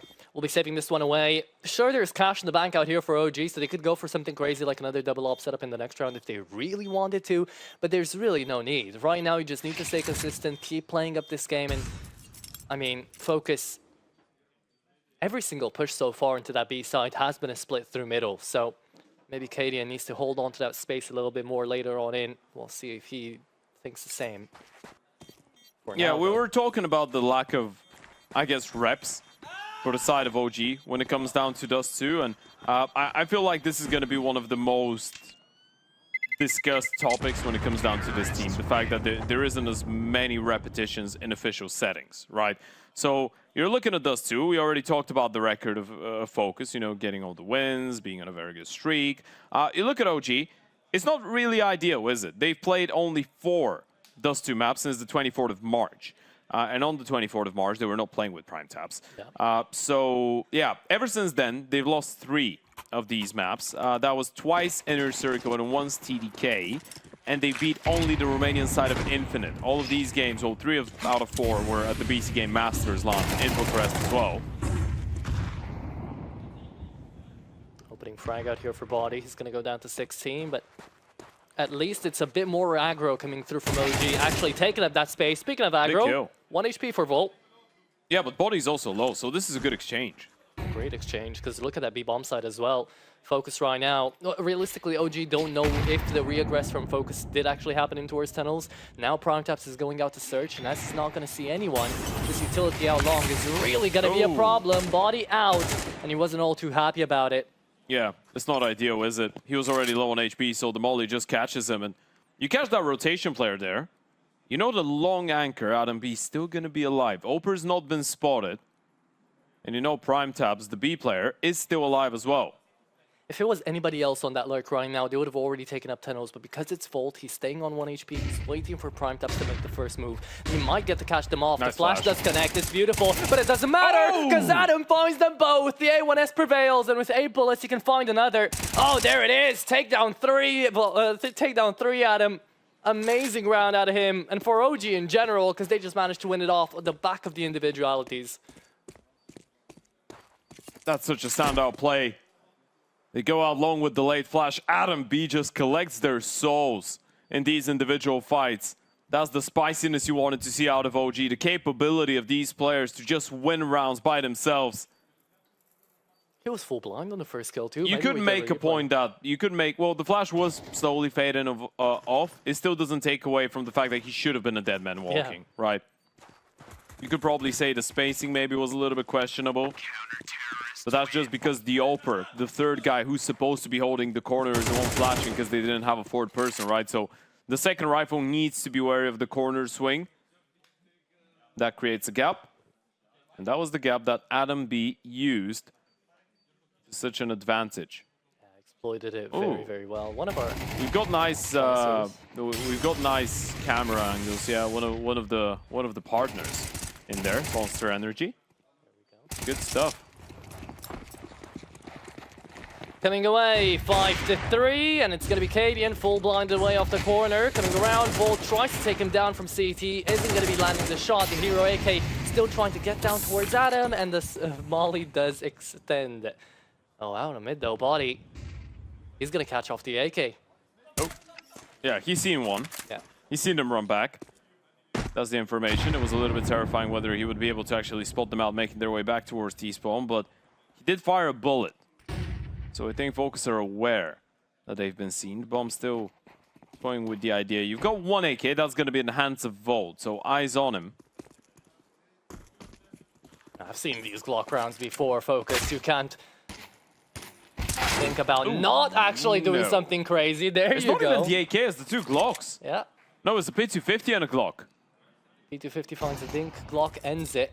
ZTR down mid even stays alive. Actually has a lot of information now. One in lower tunnel. And now PrimeTap's trying to find damage. Volt onto another, but it's not enough. It will be the sixth out here for OG with, well, as limited, I guess, casualties as you can make them. Yeah, Spook getting another triple kill. He's getting fired up, and this is good, right? Both Adam B and Spook having very good showings. PrimeTap's on 8 kills as well. OG showing a much better face, and now making Cuban go for that tactical timeout a little bit earlier in comparison to the last couple of rounds. Good sequence. You were talking about it, right? Cuban hasn't had the need to actually get on that mic. Now will. See what sort of difference that will make. The one thing we've not seen FOKUS try and hit a bomb site fast, right? We've seen them just take that middle control, go for the mid to B plays a couple of times, try and get long a little bit later on, or take long a little bit later on, but not a lot of speed. Yeah, it's been about mid, it's been about the defaults. Maybe now something will change, but they're not going for a half buy out here. They've got enough money for the op. The investment will come through, of course. But it's Tech 9 on Volt after that hero play. Their speed. Now they're switching it up. Not long, though. It's going to be up to Adam to deny it. The missed out Molotov isn't going to be backing them off either. Look at the mid control out here for OG. Cadian takes up short control, and the missed timing doesn't get to spot out Jorko with the bomb. I mean, Cadian's lucky. Jorko missed the timing, right? If he holds for 2 more seconds, he's got a free kill onto Cadian. And now Cadian's opened things up onto Matheus. And again, FOKUS just defaulting back to middle out here. Have lost the opening. Body spotted out. ZTR hoping for that Galil to make some sort of work. But now they've got long. Ted, what did they do with it? Bit of a tough spot. ZTR. Gonna be sent all alone down middle. He's lurking around the smokes. Adam B might get tested. ZTR's been spotted and tagged down. He should be a dead man walking, so they do need to react. Take that space in towards A ASAP. There's ZTR actually going down to the util. Didn't even need to get spotted out anymore.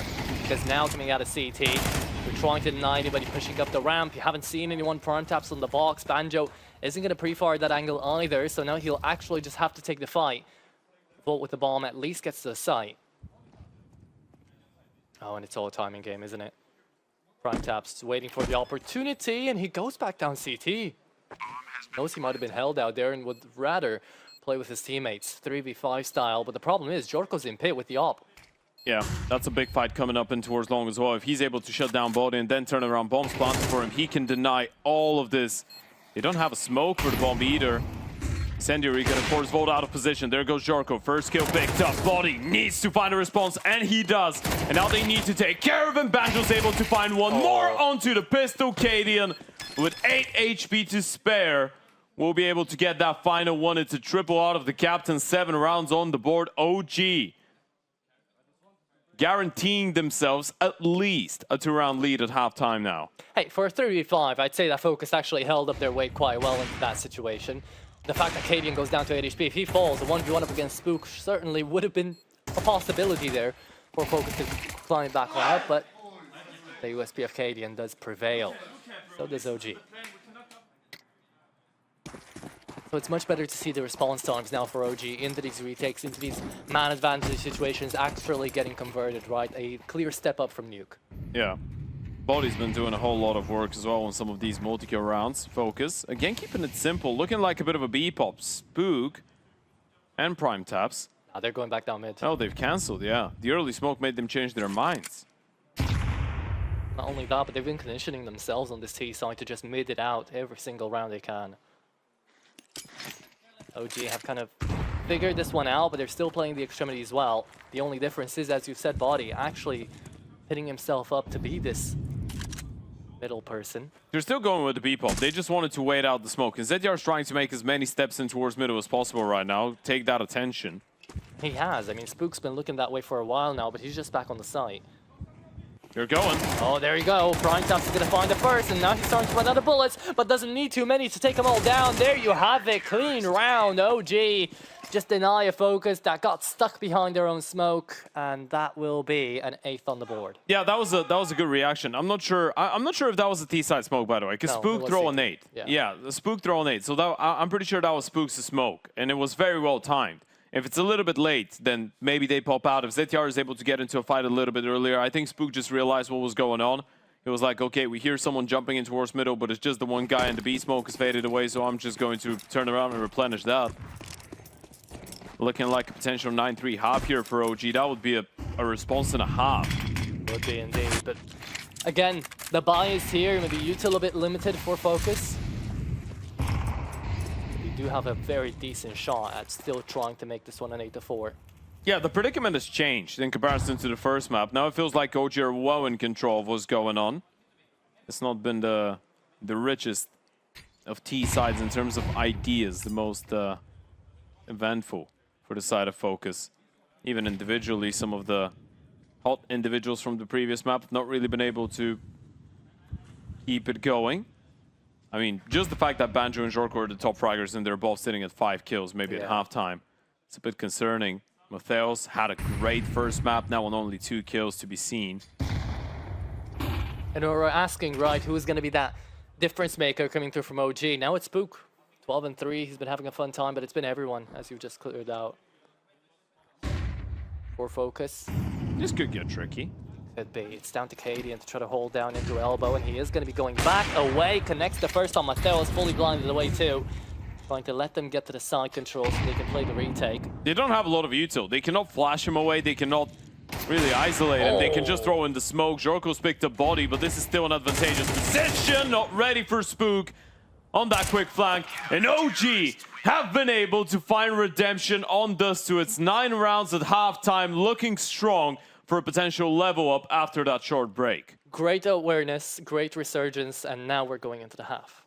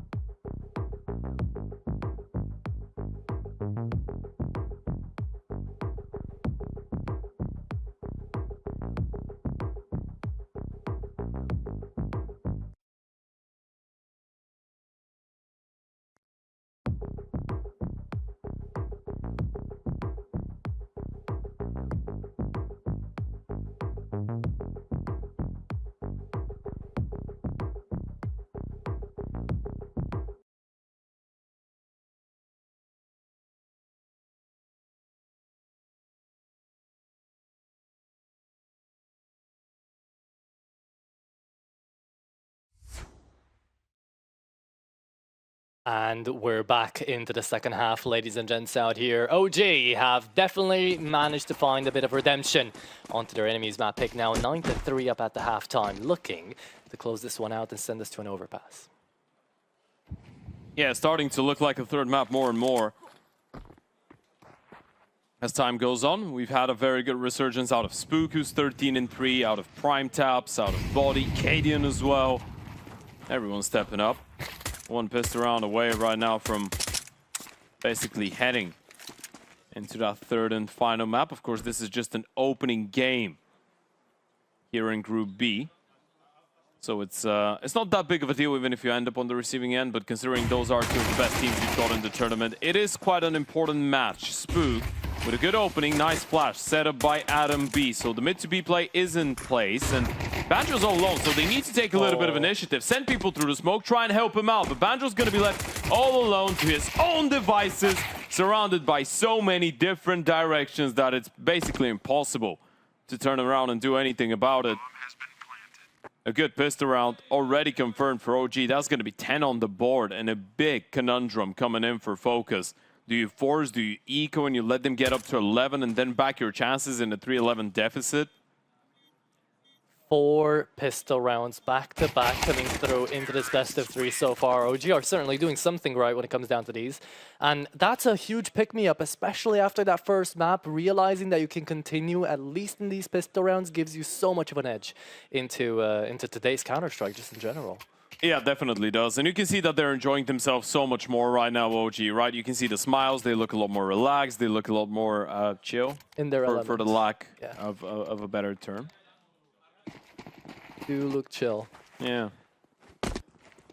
And that's, again, a stark contrast to map number 1, right? Where we got to see Adam. I mean, map 1 was chilly, but not in the same, you know, Vein. sense. Not in the connotation that you'd want it to be. Oh, look at this. Kind of like they were frozen. Prime Taps will get blinded, so this is a free opening. It's a good play.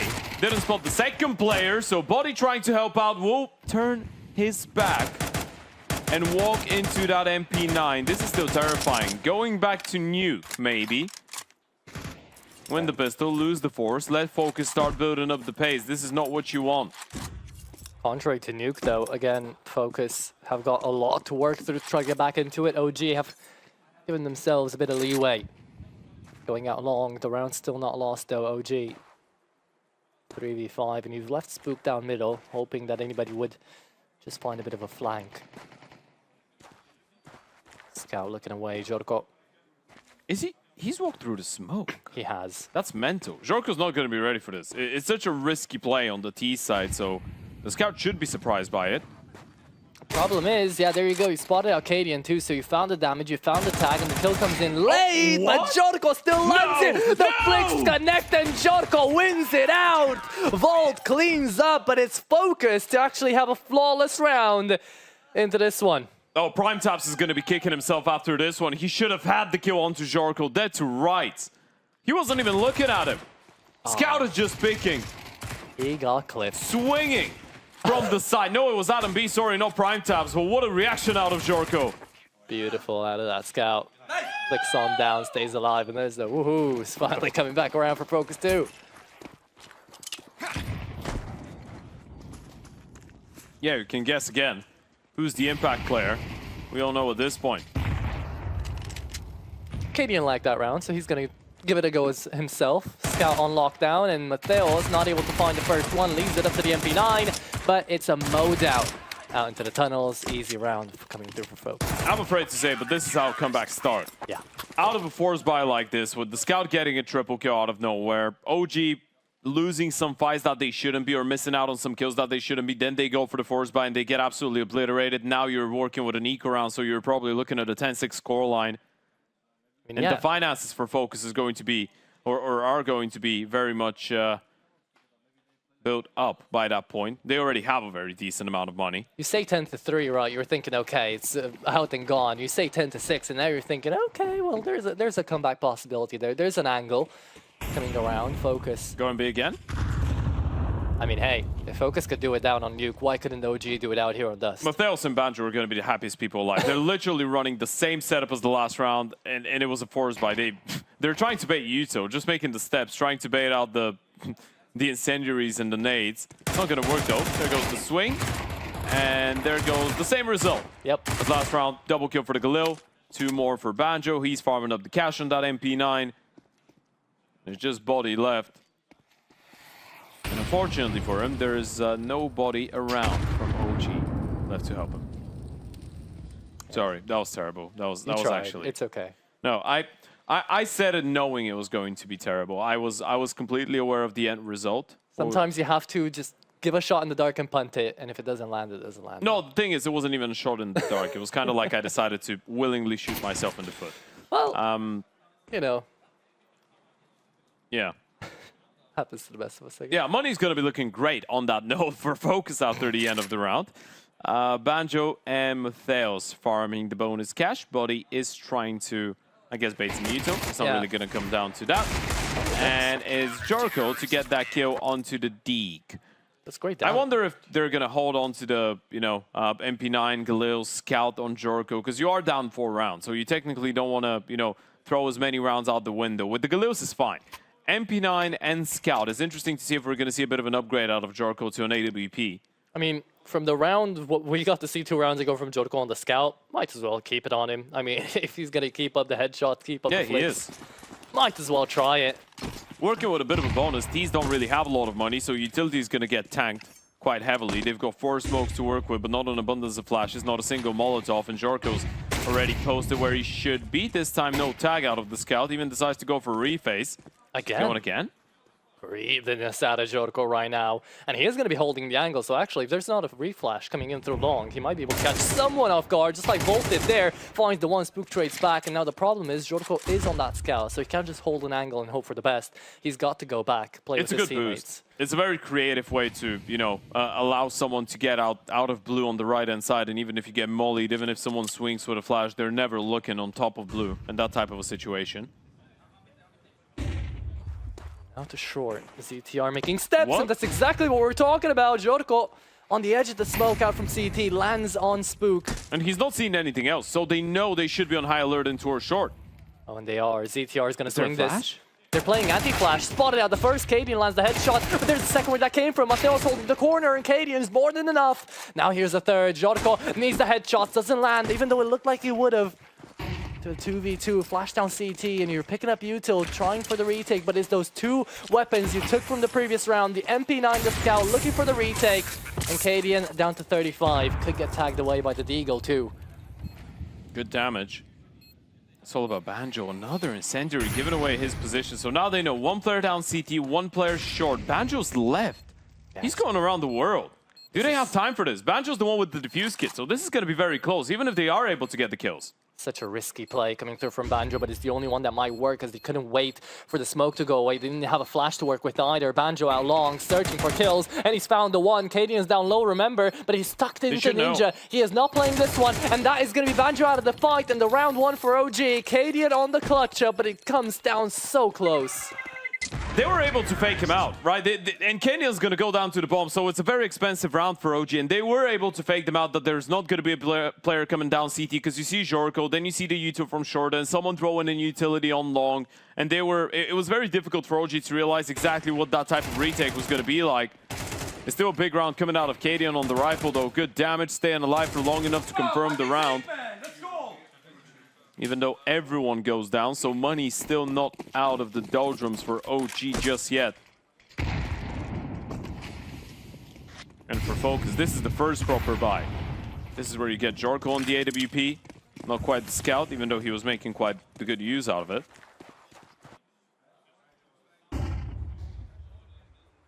I'm sure he'll be happy with the upgrade. Coming around, has managed to get a lot of work done, but FOKUS have to slow things down. Volt is going to be putting himself in the same angle that Adam B managed to win out that effective 1v3 previously. He's waiting to hear steps. He's just a well-placed microphone right now. Doesn't get to see anyone on the pass by. The bullets don't land onto the kills. Where's the Opera at? So they're pretty convinced this is going to be a B round. You need to put emphasis on middle with that type of a setup, because you've got Jorko babysitting the B bomb side, and you've got 2 more players leaning on the left-hand side of the map. So that means both ZTR and Volt are pretty isolated, and there's not going to be any help arriving to support him. It's all about Banjo Matheus right now, because they got the flash peek out if they wanted out of the Body can smoke. try and walk inside of CT. And he will. It's down to ZTR out elbow. He's going up catwalk. He's actually trying to stay next to the smoke out here, so it might be a one and done. Depending on how many ZTR gets here, that's the round. Oh, and he's taking up damage. Matheus, they didn't hear him, they didn't see him. ZTR up on 2, up on 3 with Cadian's help. It's only the man left, and Cadian has to back away, has to run away. No time left, no chances in the round. It's FOKUS to bring it back on a mega round at a ZTR. I wonder if they waited a little bit too much. I mean, they had to go through the smoke, right? It was fading, but it was fading too late. So the smokes down in the crisscross, the CT smokes, they faded. And Body got killed. And then you go out, you hit him with a nade, and no one hears it. No one registers, turns around. No one realized they hit him. If you ask ZTR, he probably thought he was a dead man walking the moment that this nade hits him. He even looked to the right side, right? Just making sure before he actually figured out that Spook already passed. Wow. What a round coming through. Cadian's certainly not going to be happy about that one. But again, it's OG getting scared by that timer, down to the 20 seconds, 25 seconds. You get to see them just kind of push out there with a final hope. And it's really not going their way. Lambert looking a little bit disappointed by what's going on, looking frustrated. It's not the first time around collapses like that for OG. Yeah, it looked like an easy finish for OG going into the second half. Now it suddenly has become a much more competitive game. You're working with a force buy. It's an all-in. Body, the only one that's going to have any residual cash. Bomb swing in top mid is ill-advised. Now, luckily, the CTs have decided that they don't want to get involved with anything more. That's a free AK delivered, hand-delivered out there to Spook. Sure, you traded out for Adam B, but you were hoping for at least 2. Now you've got a real way into the round here if you're OG.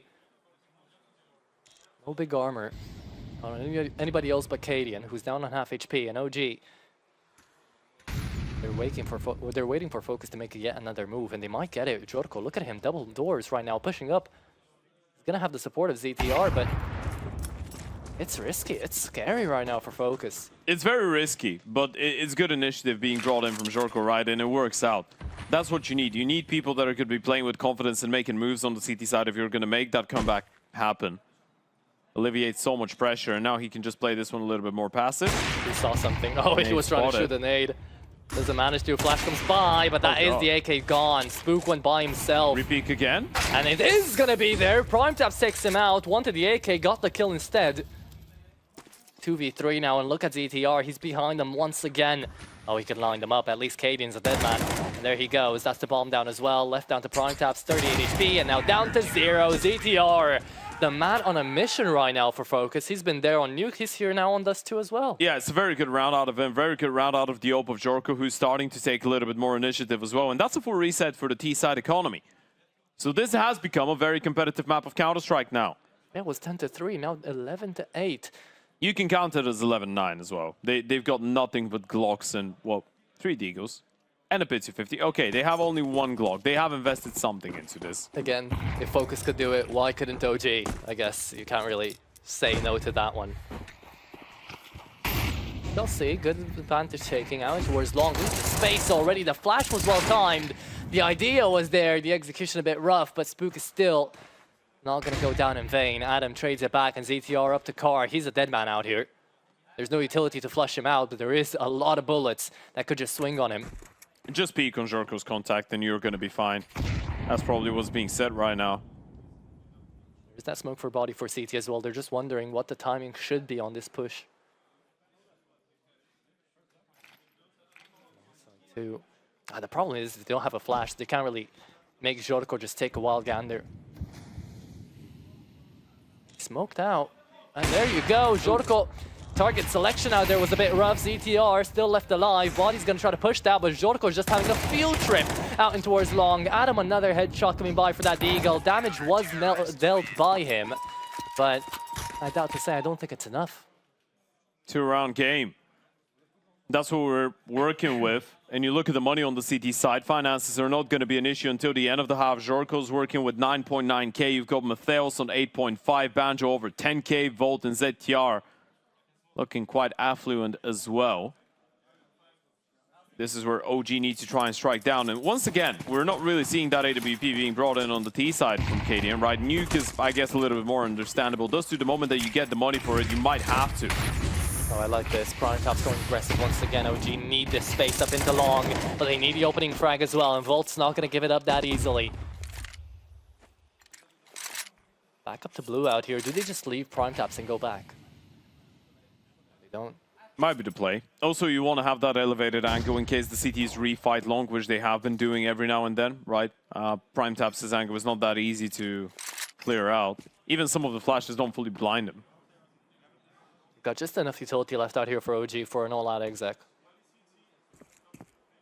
It's still going to be an A commit. The issue with this one for OG is the fact that they have left B for such a long time that Matthäus has just got all the information.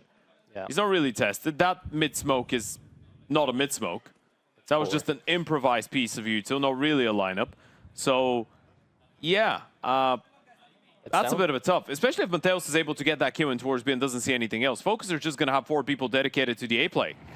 Oh, and he's found himself tucked into the car as well, and he's waited so much time, the body still takes him down, Volt out, and the nade could have done so much more damage, but it already did enough. Jorko back up to play, doesn't land the shot, is gonna go out, but no, it's the USP to land it, and it's KD and last man standing, too far away to try out anything in this round. FOKUS, another great denial. Long is secured. Yeah, that was a little bit tough, right? They just let go of the map for too long, so in the end of the day, you go over towards A. Even if Jorko misses one of these up shots, even if you're able to get the 1-for-1 refragment to the rifle, or he even doesn't get a kill in towards the car, there was just so many players. Everyone's rotating in. Jorko's got teammates to cover up for him after the first miss, so he can go for the reswing and get another one, another tactical timeout being brought in. A third and final one for Lambert. OG, that was a 10-3 lead on Dust2, and now you're looking at an 11-10 game with no money as well. Lost bonus is there, bomb plant ain't there, so you don't really have the possibility to go for the all rifle purchase. You only have to wonder, right, what if KDM was a little bit more aggressive on the flank? I mean, Gave Matthäus also the run for his into money. the next round, you kind of need that AWP on the T side, right? Jorko's been having free reign, and when the CT side opener misses and doesn't get punished, this is usually when you start asking, well, what happens if there is a big green on the other side that could get posted in pit or on the stairs on the left-hand side and then punish Jorko when he's going for these peaks from the back of the side. It's not really an OP v OP right now. It's not, but OG decided they'd much rather give FOKUS an opportunity to actually have a great buy into round number 23. Half buy coming around, Galil onto body. Going for the default that we got to see so many times out of FOKUS on that T side. Split down to B. It's just a fake though. You want to walk out middle. That's with the rifle leading the charge. There's the glue in the hands of body. And still a long flank coming out of Adam B. So that's going to be Volt tested and everybody else presumably making their way up short. So it's Jorko and Volt that will have to try and hold on. Rifle's the one cutting the rotations though. So it is the pistols that need to open up the space. Jorko down towards ramp this time. He has to actually find the great timing to stay alive and get as many kills out of this one as he can. Volt needs to win that fight. Needs to get the kill into the pistol. We've seen Adam actually find headshots before. Jorko on the one, ZTR on the straight back, and it's Adam on the headshot. Jorko still alive, but KDN isn't pushing. KDN is just waiting for Adam to connect, and he does. 3 bullets to the body, it's enough. ZTR left down to 3 HP, and the retake's now online. And KDN needs that bomb down, but he's picked up the op instead. ZTR's low. Molly on site, and that is going to be KDN on another shot. Landed in the 2v2. Matthäus in front of the smoke, needs to find KDN. Barrel spotted. It's all down to a timing. KDN's gonna look up, and now he's seen him. Now he's gonna try to shoot, and he is getting very antsy out here, but Adam's just winning this round for OG. Matthäus is backing away, trying to flash himself into the angle. Oh, the jitters are there, the shivers are coming through. KDN's left alive, and he's on the angle, flashed. Going down back to Ram. Matthäus on the defuse right now is going to try, but the molly is perfect. And they're going to just be playing the time around here. Perfect position for Adam. He can just line him up. No smoke available. There's the peak and there's the win. It's 12 on the board for OG.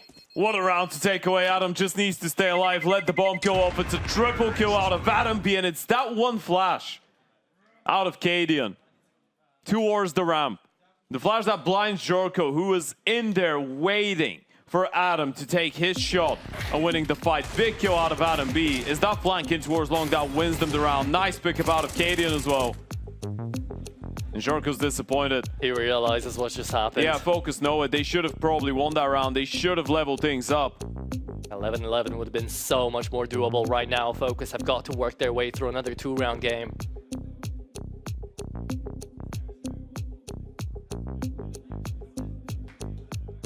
(18-13) on KDN.